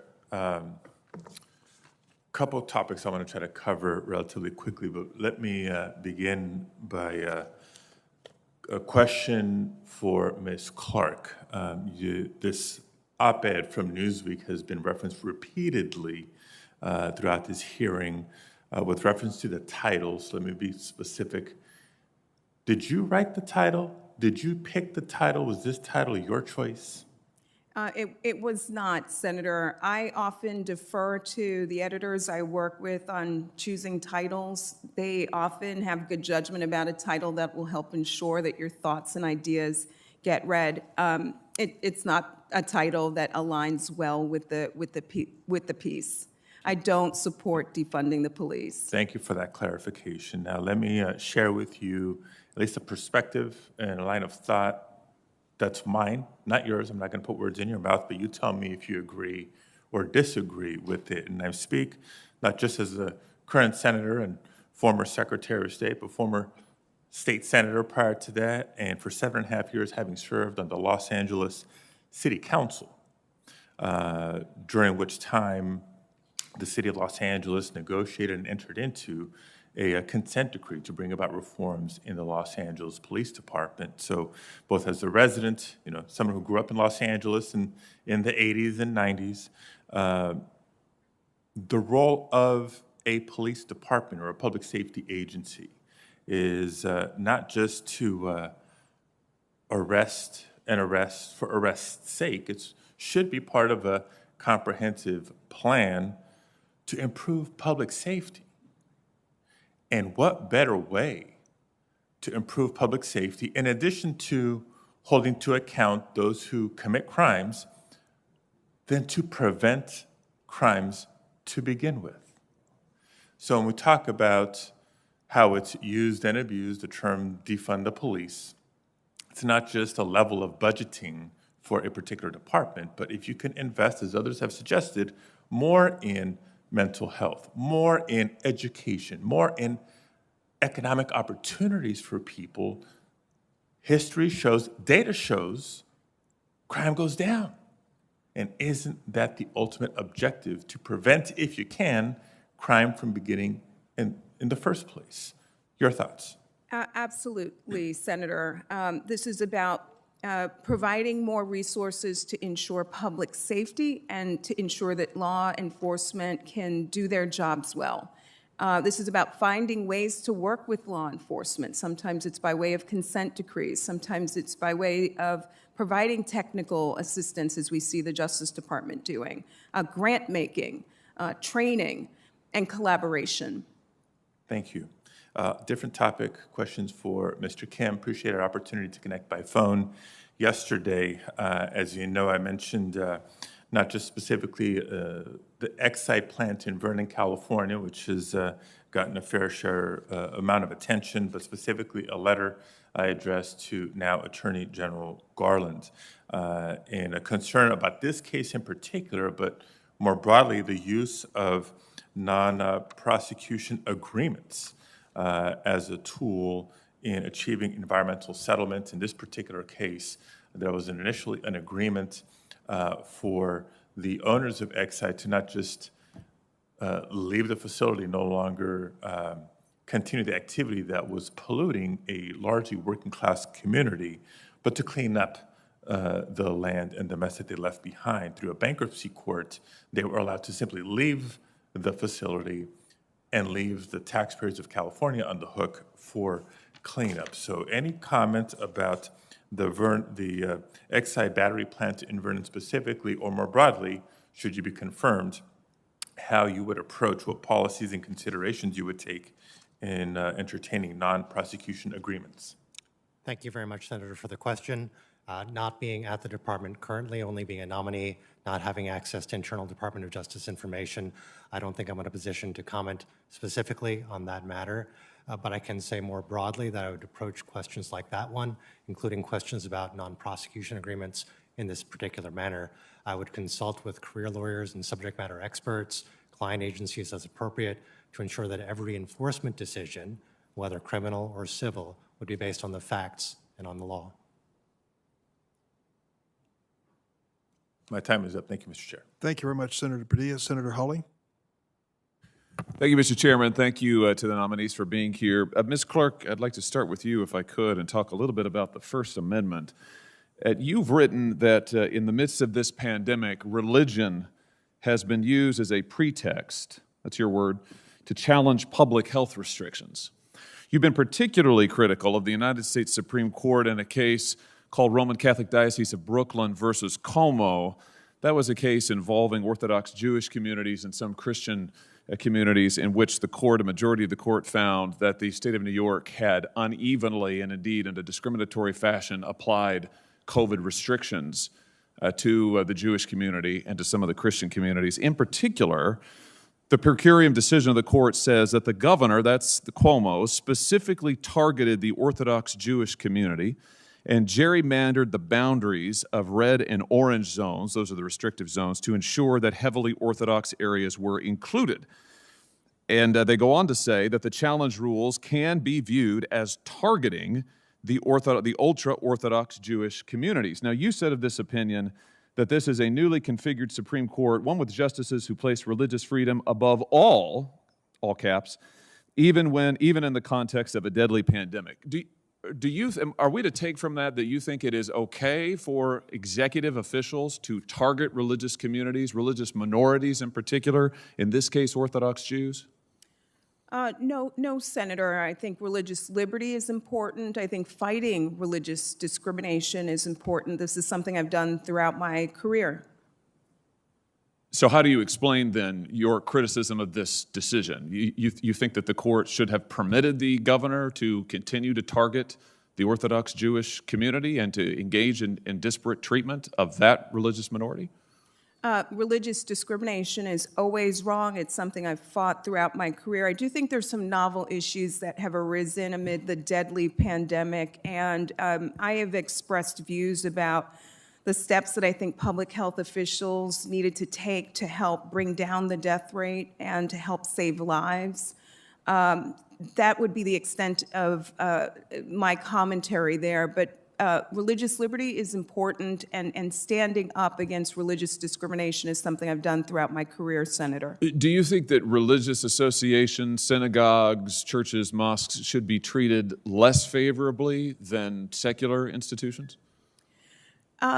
The Civil Rights Division has in its arsenal a number of tools. The Church Arson Prevention Act, the Religious Land Use and Institutionalized Persons Act, to ensure actually that churches and houses of worship are not subject to discrimination. This is work I've done throughout my career and that I would look forward to doing if confirmed to this role. Well, you're absolutely right about DOJ's authorities there, and that's why your views concern me. And this same opinion that you so sharply criticized, the court found that in one of the zones designated by Como, a synagogue or church may not admit more than 10 persons. However, other businesses like acupuncture facilities, campgrounds, garages, things like plants manufacturing chemicals, microelectronics, and all transportation facilities could admit as many people as they wanted. In another zone, attendance to houses of worship was limited to 25 people, and yet the businesses in that zone could decide for themselves how many people to admit. The district court found that a large store in Brooklyn could literally have hundreds of people shopping there on any given day, and yet a synagogue or a church could have no more than 25 people. The court concluded from this that not only was this not equal, this was actually disparate treatment on the basis of religion, but you criticized this as elevating religious liberty, as putting it above public health, when in fact these synagogues and churches were being treated in a discriminatory fashion. How do you square that? My focus on the case was on the very surface issue about how do we protect lives amid a deadly pandemic. I ran a religious rights unit at the New York Attorney General's office. I know about religious discrimination and have fought it throughout my career. I've stood up to neo-Nazis. I've spoken out when we've seen attacks on our houses of worship. And Senator, you have my commitment that if confirmed to the role, I will continue to do just that. Stand up for religious liberty and fight religious discrimination at every turn. Did you speak out when the governor of New York was targeting Orthodox Jewish communities for disparate treatment so severe and significant that the Supreme Court of the United States rebuked him and said it was a constitutional violation? Well, I did not work on this case or have an But you commented on this case at quite some length and took the Indeed. opposite opinion. Well, not at length, but I was very concerned. Well, I about have the tweets here. I mean, we can have them entered into the record. Well, I was very concerned about the pandemic and very concerned about figuring out what are the steps officials need to take to save lives. But throughout my career, I have stood up for religious liberty and fought religious discrimination, and will continue to do that if confirmed to the role, Senator. My time has expired. I would just say in closing, Ms. Clarke, I would hope that you'd be concerned about the Constitution of the United States, which does not disappear during a pandemic or when some elected executive wants it to disappear, particularly if you are a religious minority. Thank you, Mr. Chairman.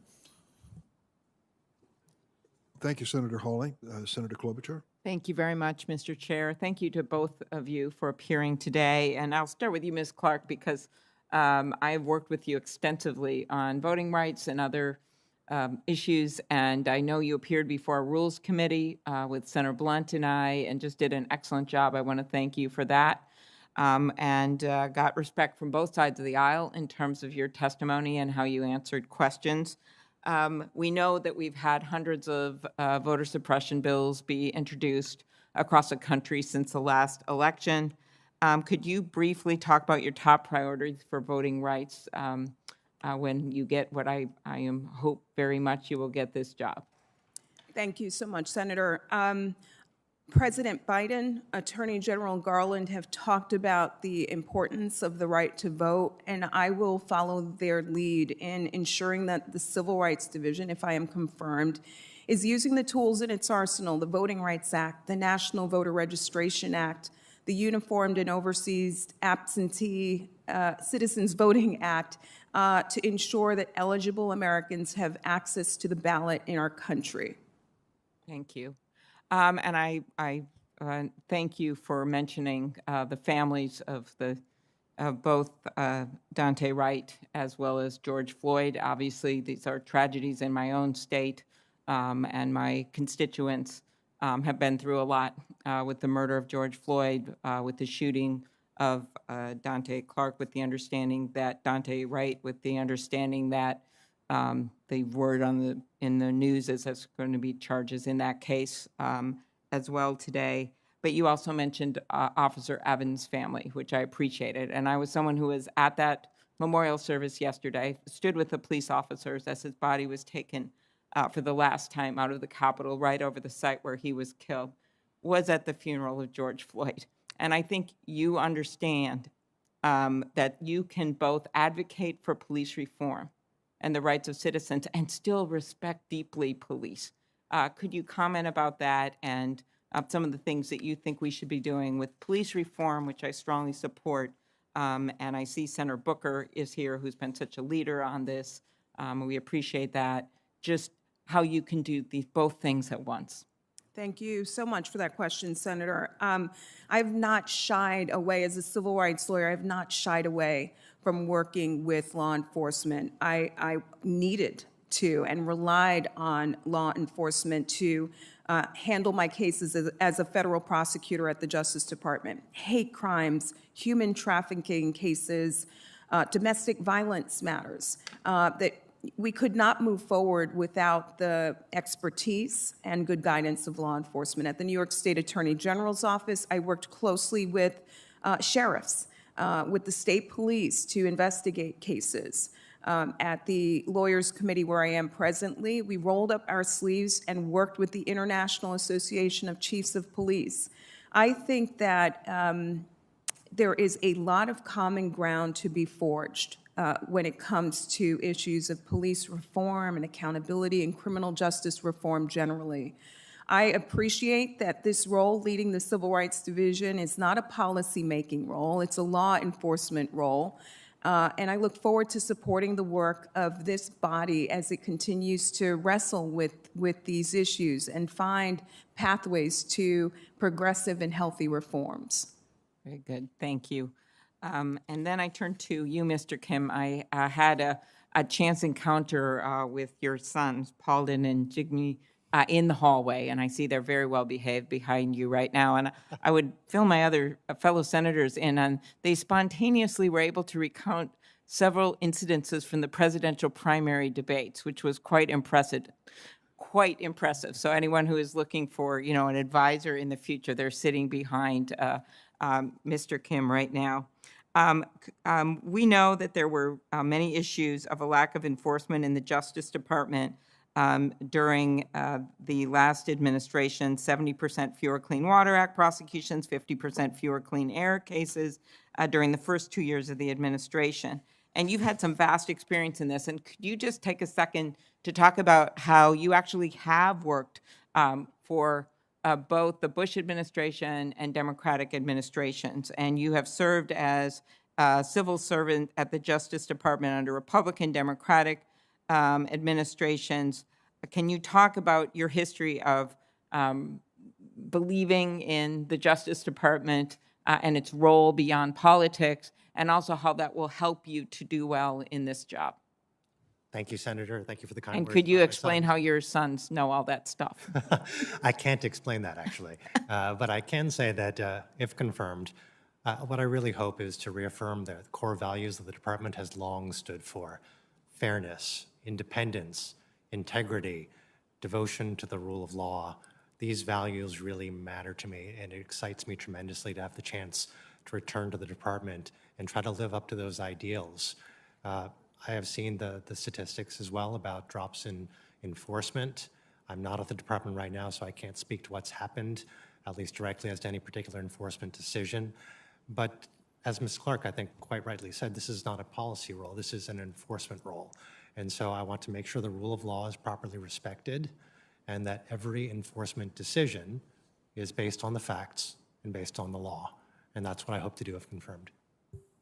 Very good. I appreciate both of you very much. And I also appreciate the choice of your mom's school at the University of Minnesota. So very good. Thanks. Thanks, Senator Klobuchar. Senator Cotton. Ms. Clarke, was Officer Darren Wilson justified when he shot and killed Michael Brown in Ferguson, Missouri in 2014?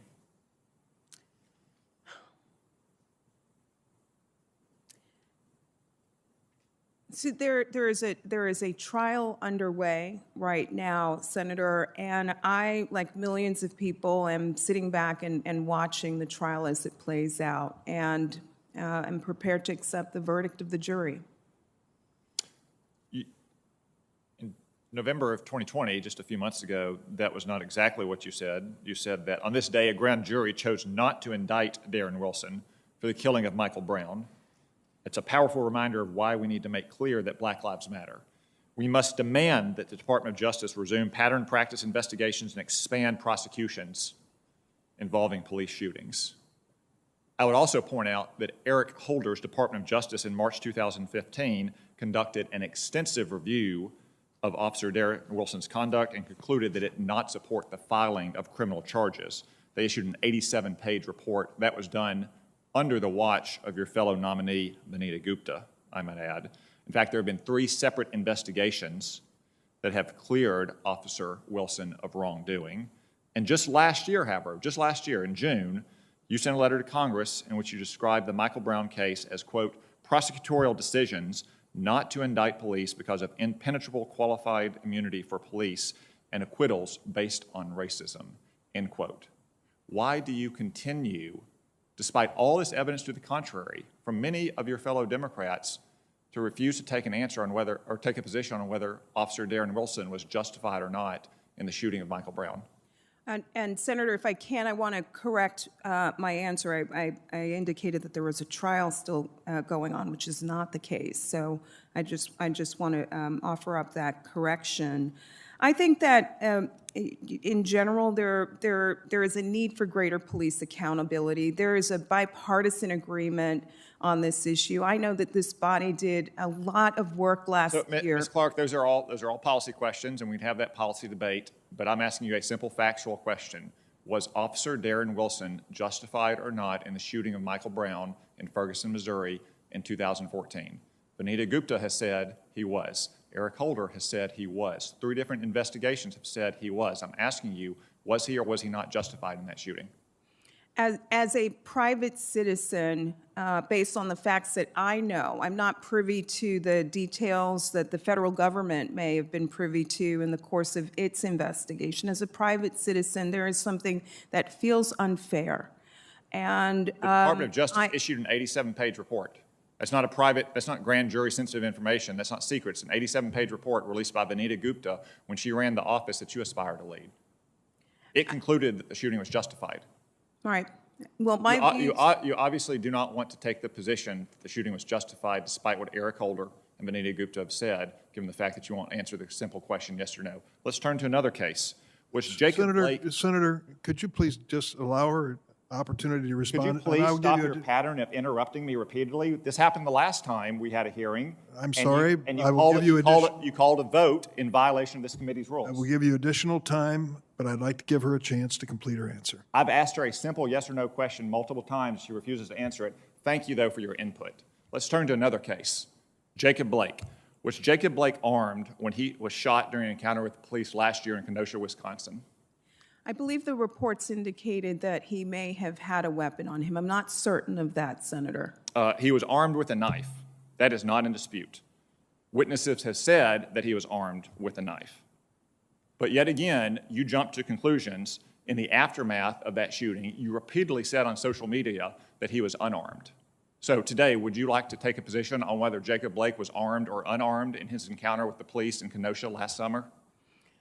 If the subsequent reports reveal to the public that he indeed had a knife, I agree with that factual statement. So, Mrs. Clarke, here's my concern.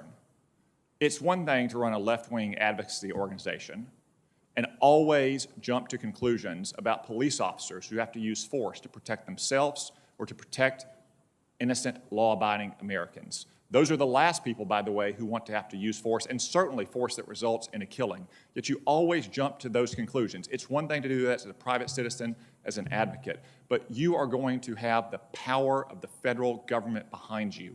And based on your pattern of comments and jumping to conclusions without evidence, every cop in America should be terrified that the Department of Justice is going to jump to a conclusion when they have to make a split-second decision to defend themselves or defend innocent law-abiding citizens. If I can, Senator, I've done this job before. I served as a federal prosecutor during the Bush administration.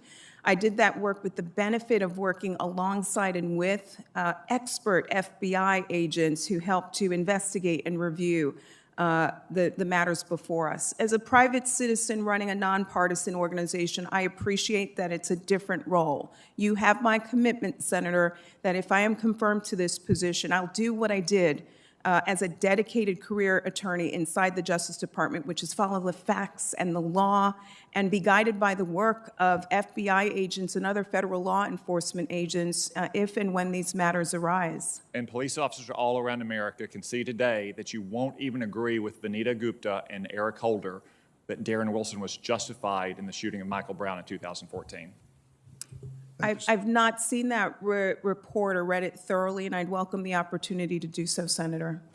Thank you, Senator Cotton. Senator Hirono, remote. Thank you, Mr. Chairman.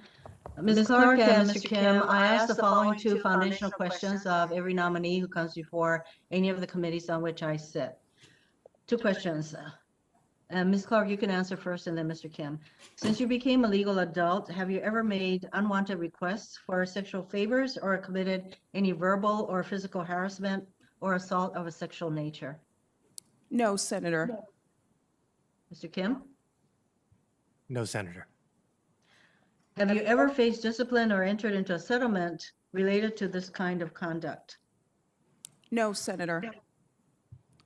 No, Senator. Ms. Clarke, you were a line prosecutor in the Civil Rights Division, and you have extensive experience dealing with hate crimes. Addressing hate crimes has also been a major focus of your work at the Lawyers Committee. And during the pandemic, acts of hate against Asian Americans and Pacific Islanders have been on the rise, in fact, significantly.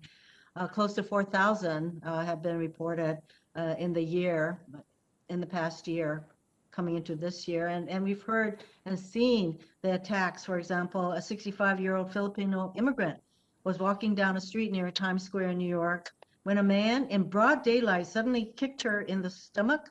As she fell to the ground, he continued to kick her and shouted, "You don't belong here." Several men, including a security guard at the apartment building, simply watched as all this took place.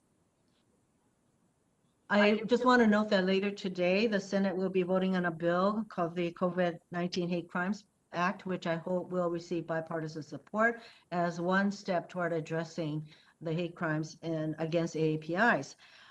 I'd like to ask you, Ms. Clarke, based on your experience, what do you think should be done to address the continuing incidents of hate crimes against the AAPI community?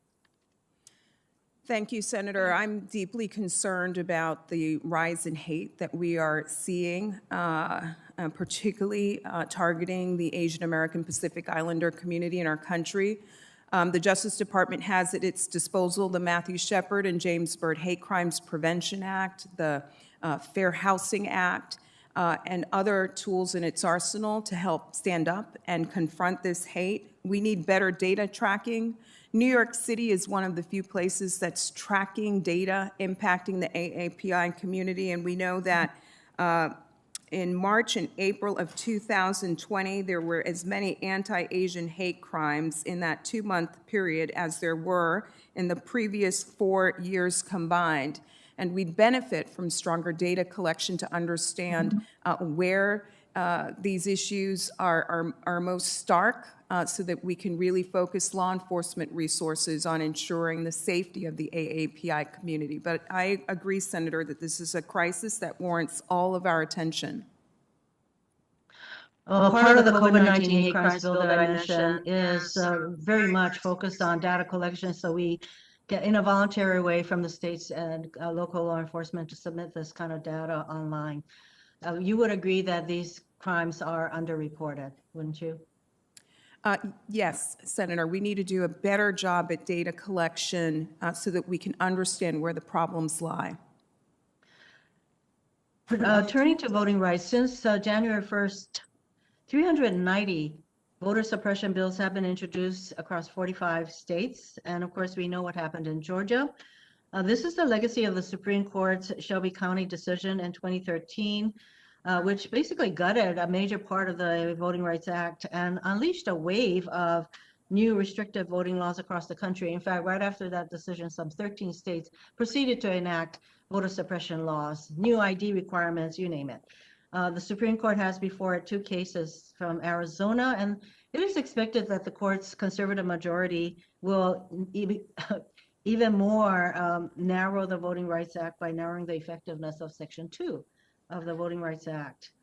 So basically, if anyone had any questions about the motives behind all these voter suppression laws, Justice Amy Coney Barrett, asked a lawyer from the Arizona Republican Party why, and he said that allowing more people to vote puts Republicans, and I'm quoting, at a competitive disadvantage.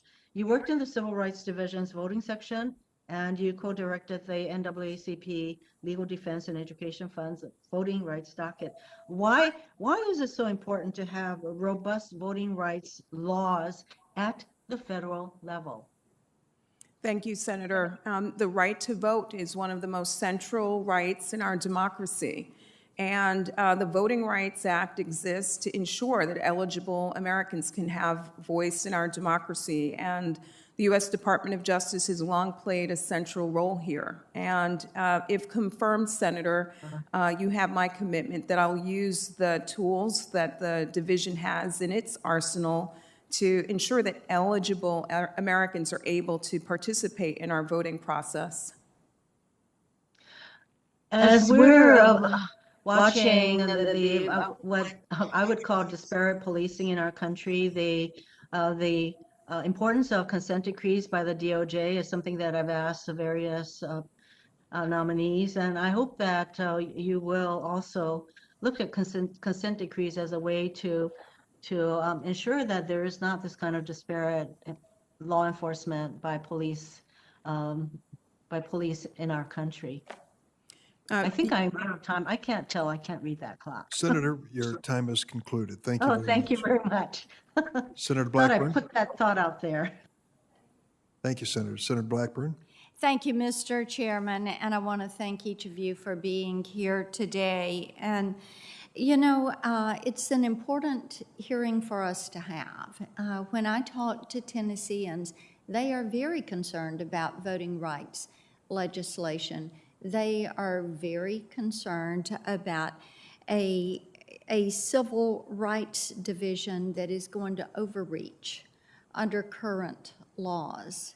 And of course, they want everyone eligible to vote.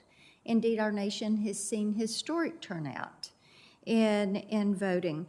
But, you know, the Department of Justice has incredible resources to investigate governments, local and state governments, over voting rights. And many times, the states or the locality do not have the money to fight back, even when they're on the right side of the law.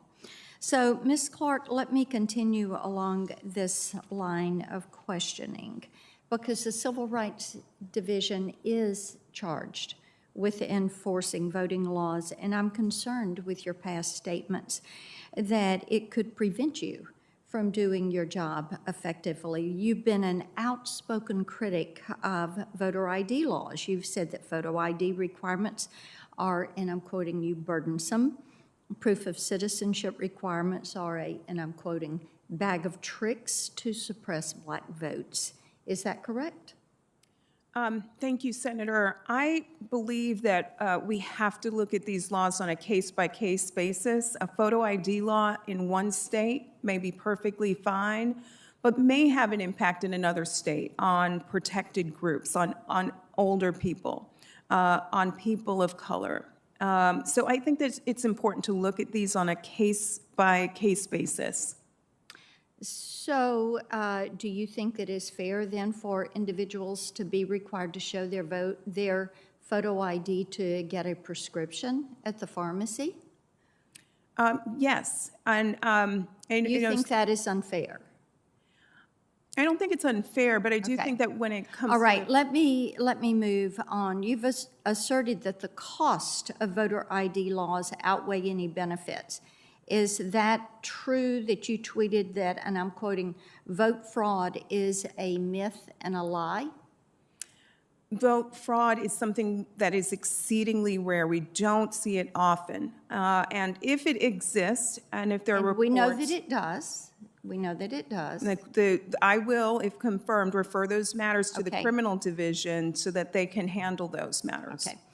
Tennessee has a voter ID law, and we are really just so grateful for the work that our state and our Department of State has done to lead local and state entities as we have reformed elections, we have cleaned up voter rolls, required ID to vote, and restored accountability. Despite this progress, Democrats want to crush local governments to push through their own impractical agenda, which will undermine trust in the electoral process.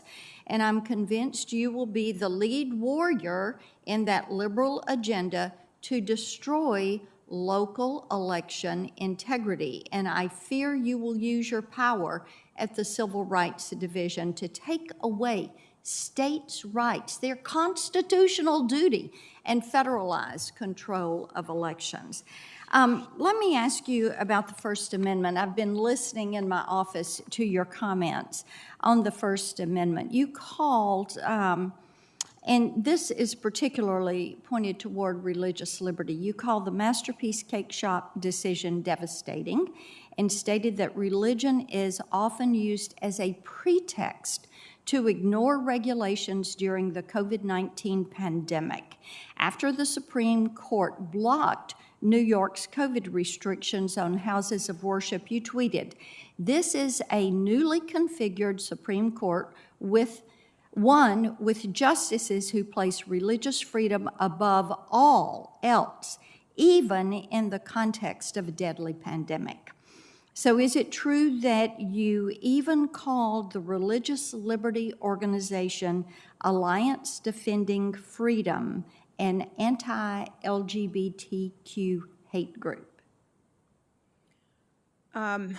Senator, if I could just respond to the first point that you raised, I view voting rights issues in a nonpartisan sense. And I thank you for being one of the 390 people who voted to reauthorize Section 5 in 2006. As to your second point, please note that I deem religious liberty incredibly important, and I have fought for religious liberty throughout my career. I have fought religious discrimination. I led a religious rights unit, a newly launched religious rights unit at the New York State Attorney General's office, and if confirmed, I will give great attention to ensuring that we stand up for religious liberty and beat back religious discrimination using the laws that the division has at its disposal. Ms. Clarke, you didn't answer the question. Did you call the Alliance Defending Freedom an anti-LGBTQ hate group?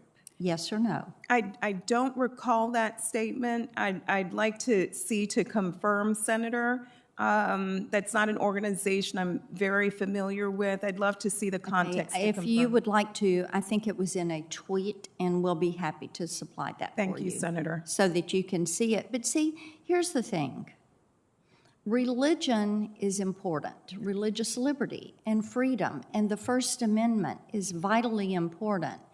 And with the tweets that you have made, with the statements that you have made that are very vitriolic toward that First Amendment, it causes me to question if you could be fair and impartial and apply the law as written and defend these rights and freedoms that are so vitally important. And right now, I hear from Tennesseans every day who are filled with angst because they fear that their freedoms are going to be taken away. I yield back, Mr. Chairman.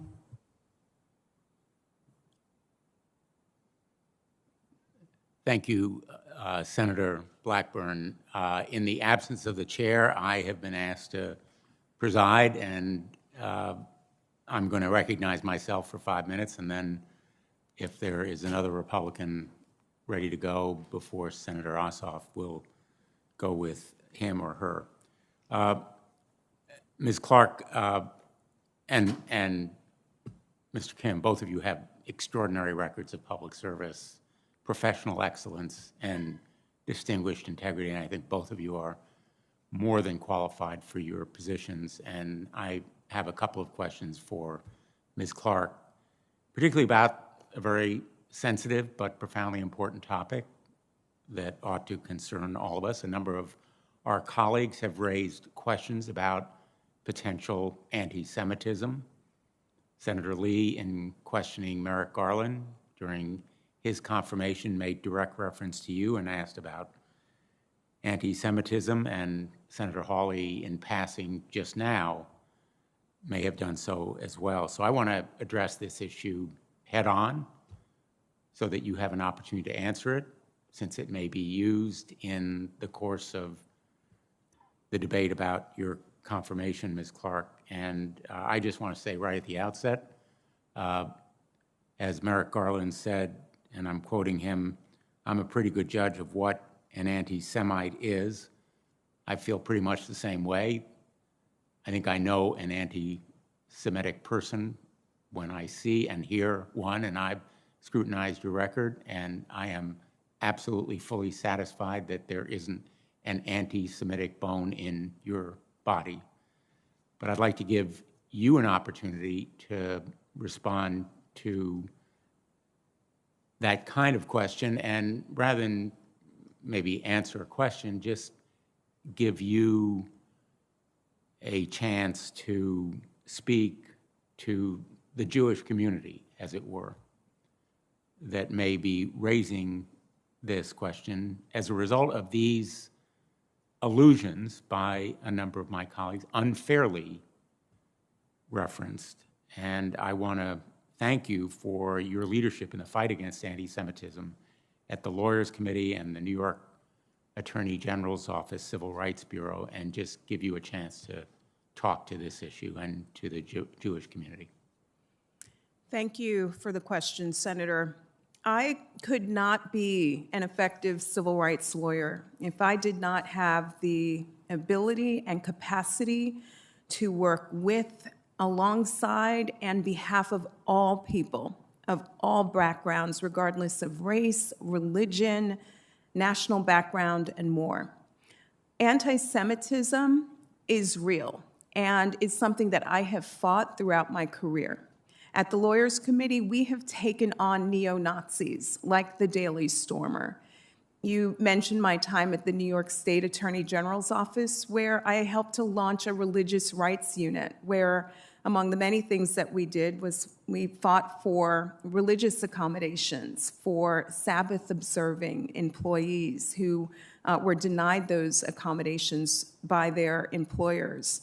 I'm proud and humbled to sit here today with the support of many Jewish organizations, including the National Council of Jewish Women, the Anti-Defamation League, the Union for Reform Judaism, which represents more than 2 million Reform Jews, and dozens of other organizations that I will look to work with in the continued fight against anti-Semitism if I am confirmed to this role.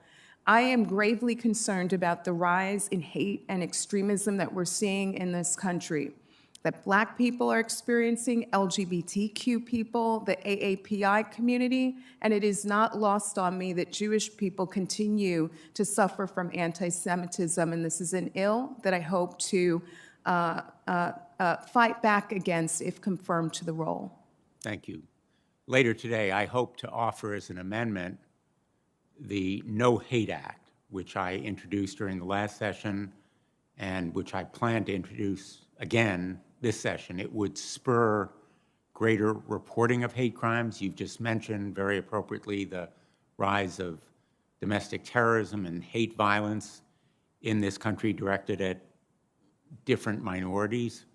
The bill now on the floor, which I hope will proceed today, will stimulate, I hope, greater reporting. Can you speak to why hate crimes reporting is so critical to addressing this growing problem insofar as you will be head of the division that prosecutes hate crimes in this country? Thank you, Senator. The federal government has vast resources but limited resources. And so it's important to understand where the fires are burning and where are the crises that need to be tackled. And we can only do that with data to understand where we're seeing a spike or a sudden rise in hate. And I hope that if confirmed, I'll be able to work with other components of the Justice Department to ensure that law enforcement is doing a better job in the road ahead on capturing, collecting, and reporting this data, which is so critical to the fight against hate. Thank you very much. I'm going to recognize Senator Ossoff. Thank you, Mr. Chairman, and thank you to both of you, two distinguished nominees. Congratulations on your nominations to these positions. Thank you for your willingness to serve. Thank you for putting yourselves through this process. Thanks also to your families who are also weathering, unfortunately, a storm of personal attacks directed at two highly qualified nominees for these federal positions. Ms. Clarke, I want to also thank you and commend you for your long history as an opponent of anti-Semitism and an advocate for equal justice and an ally of the Jewish people. And I'd like to ask you a couple of questions regarding your responsibilities should you be confirmed to lead the Civil Rights Division. I don't believe that the state should be in the business of killing its own citizens. That's why I am an opponent of the death penalty. And when the killing of citizens is extrajudicial, in my view, that is an egregious form of violence and an act of tyranny. This week, yet again, the nation is grappling with the reality that, in particular, unarmed black men are subjected to violence at the hands of the state. Another young black man shot to death by a law enforcement officer. How will you use the power of this office to end extrajudicial killings of American citizens by law enforcement? Thank you, Senator. The Civil Rights Division has been empowered by Congress to investigate unconstitutional conduct by law enforcement. And we know that this is a real and ongoing challenge that we face. The division has the ability to open pattern and practice investigations into police departments, jails, or other institutions that may be engaged in unconstitutional conduct. There's 18 U.S.C. 242, which is one tool that can be used to promote accountability of law enforcement officers who use force without basis and in an unconstitutional way. But Attorney General Garland has talked about the other tools in the division's arsenal, and I agree that in addition, we have to think about training and technical assistance and grant making as other tools to help promote improvements in this incredibly important area. Thank you, Ms. Clarke. Turning our attention now to voting rights. Georgia recently passed what is now an infamous law restricting access to the ballot, slashing early voting opportunities in runoff elections, closing down access to ballot drop boxes at hours convenient for working class people. And as has been discussed in this hearing, the Shelby County v. Holder decision, which eviscerated the Voting Rights Act, has removed the pre-clearance requirement that the Civil Rights Division would execute, requiring local and state authorities to secure pre-clearance from the Department of Justice before making such changes to election procedures and election laws. Do you agree that it is vital that Congress restore what will be your authority, should you be confirmed, to pre-clear changes to voting laws and voting procedures to ensure that there is not racial or partisan targeting and that abusive election laws do not restrict access to the ballot. Thank you, Senator. History has shown that Section 5 of the Voting Rights Act has been a powerful tool in combating and deterring ongoing voting discrimination. And I know that this body has taken up the question through the John Lewis Voting Rights Restoration Act. And I know that that process has involved looking at the current picture of ongoing voting discrimination in our country. If confirmed, I look forward to providing support and being a resource for the House and Senate as it considers modifying Section 4 so that we can reinstate the Section 5 preclearance provision, which, again, historically has been such a powerful tool in beating back voting discrimination in our country. Thank you, Ms. Clarke. Mr. Kim, with my brief time remaining, what act of Congress might be required or rulemaking might be required to enable the Environment and Natural Resources Division of the Department of Justice to regulate the emission of greenhouse gases as air pollution under authorities in the Clean Air Act or another relevant statute? Thank you, Senator, for the question. Climate change is plainly a very important issue. It's a priority of the administration, it'll be a priority of mine. I can't speak to policy issues. I'd be in a law enforcement role, and I would defer to the administration as to further legislation that might be necessary.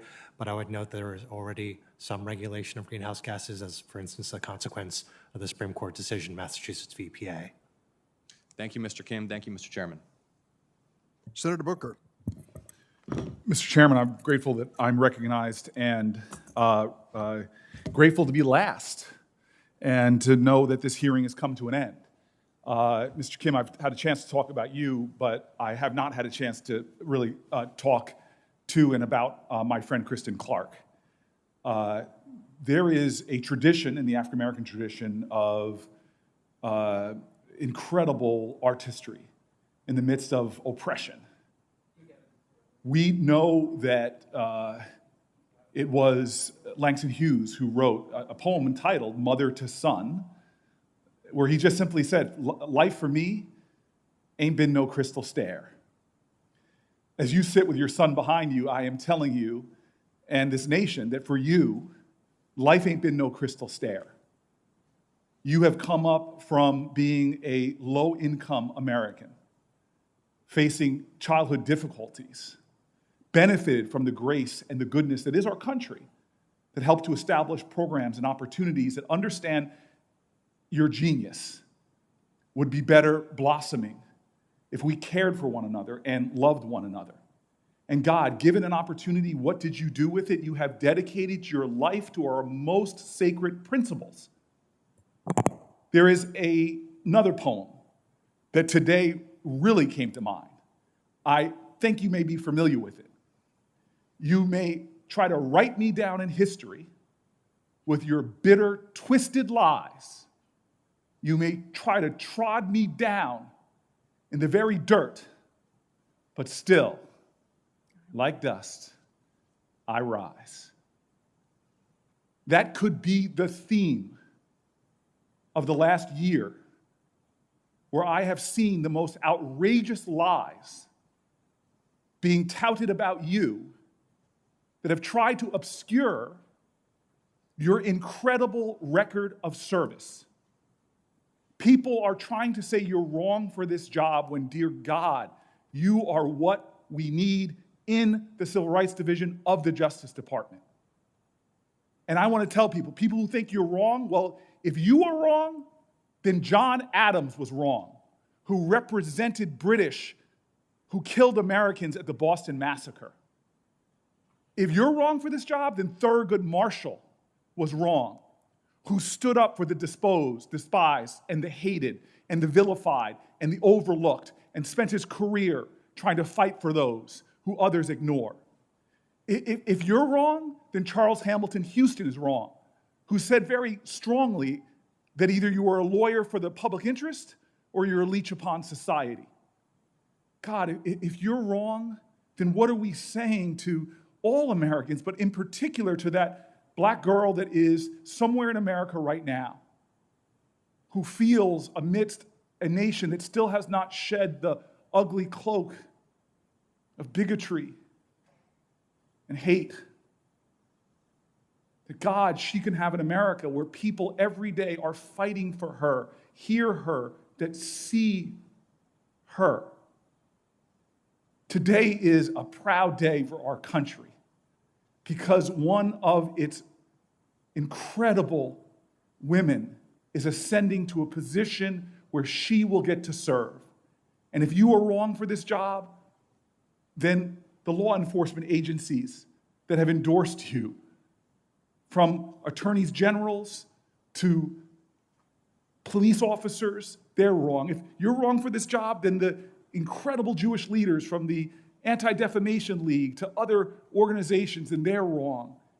There is nothing that should disqualify you from doing this. In fact, the gratitude we should feel for you putting yourself out there yet again because you want to serve this nation that still struggles to make real on the promise of equal justice under the law, the promise of liberty and justice for all, and the hope that we can become, as John Lewis so eloquently said, a more beloved country.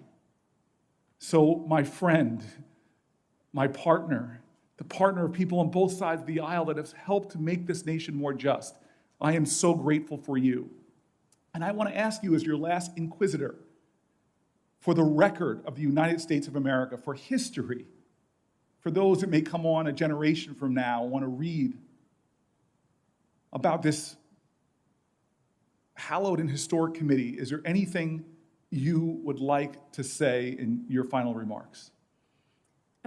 Thank you so much, Senator. I'm humbled.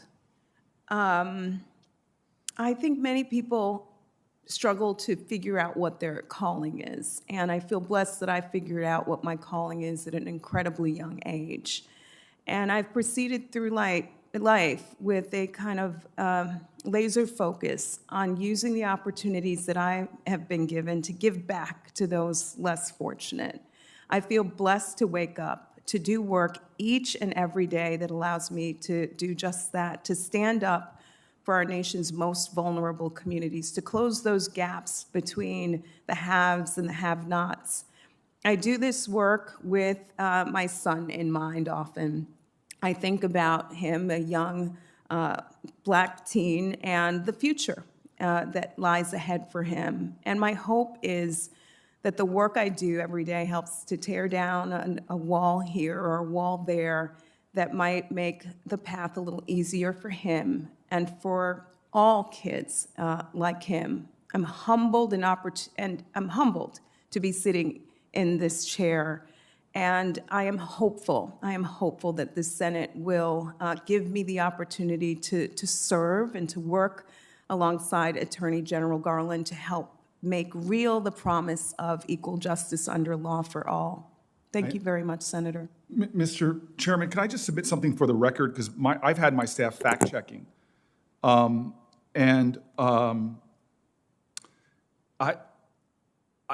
was stated that Vinita Gupta and Attorney General Holder have stated that the shooting of Darren Wilson was justified, or Darren Wilson was justified in shooting Michael Brown, excuse me.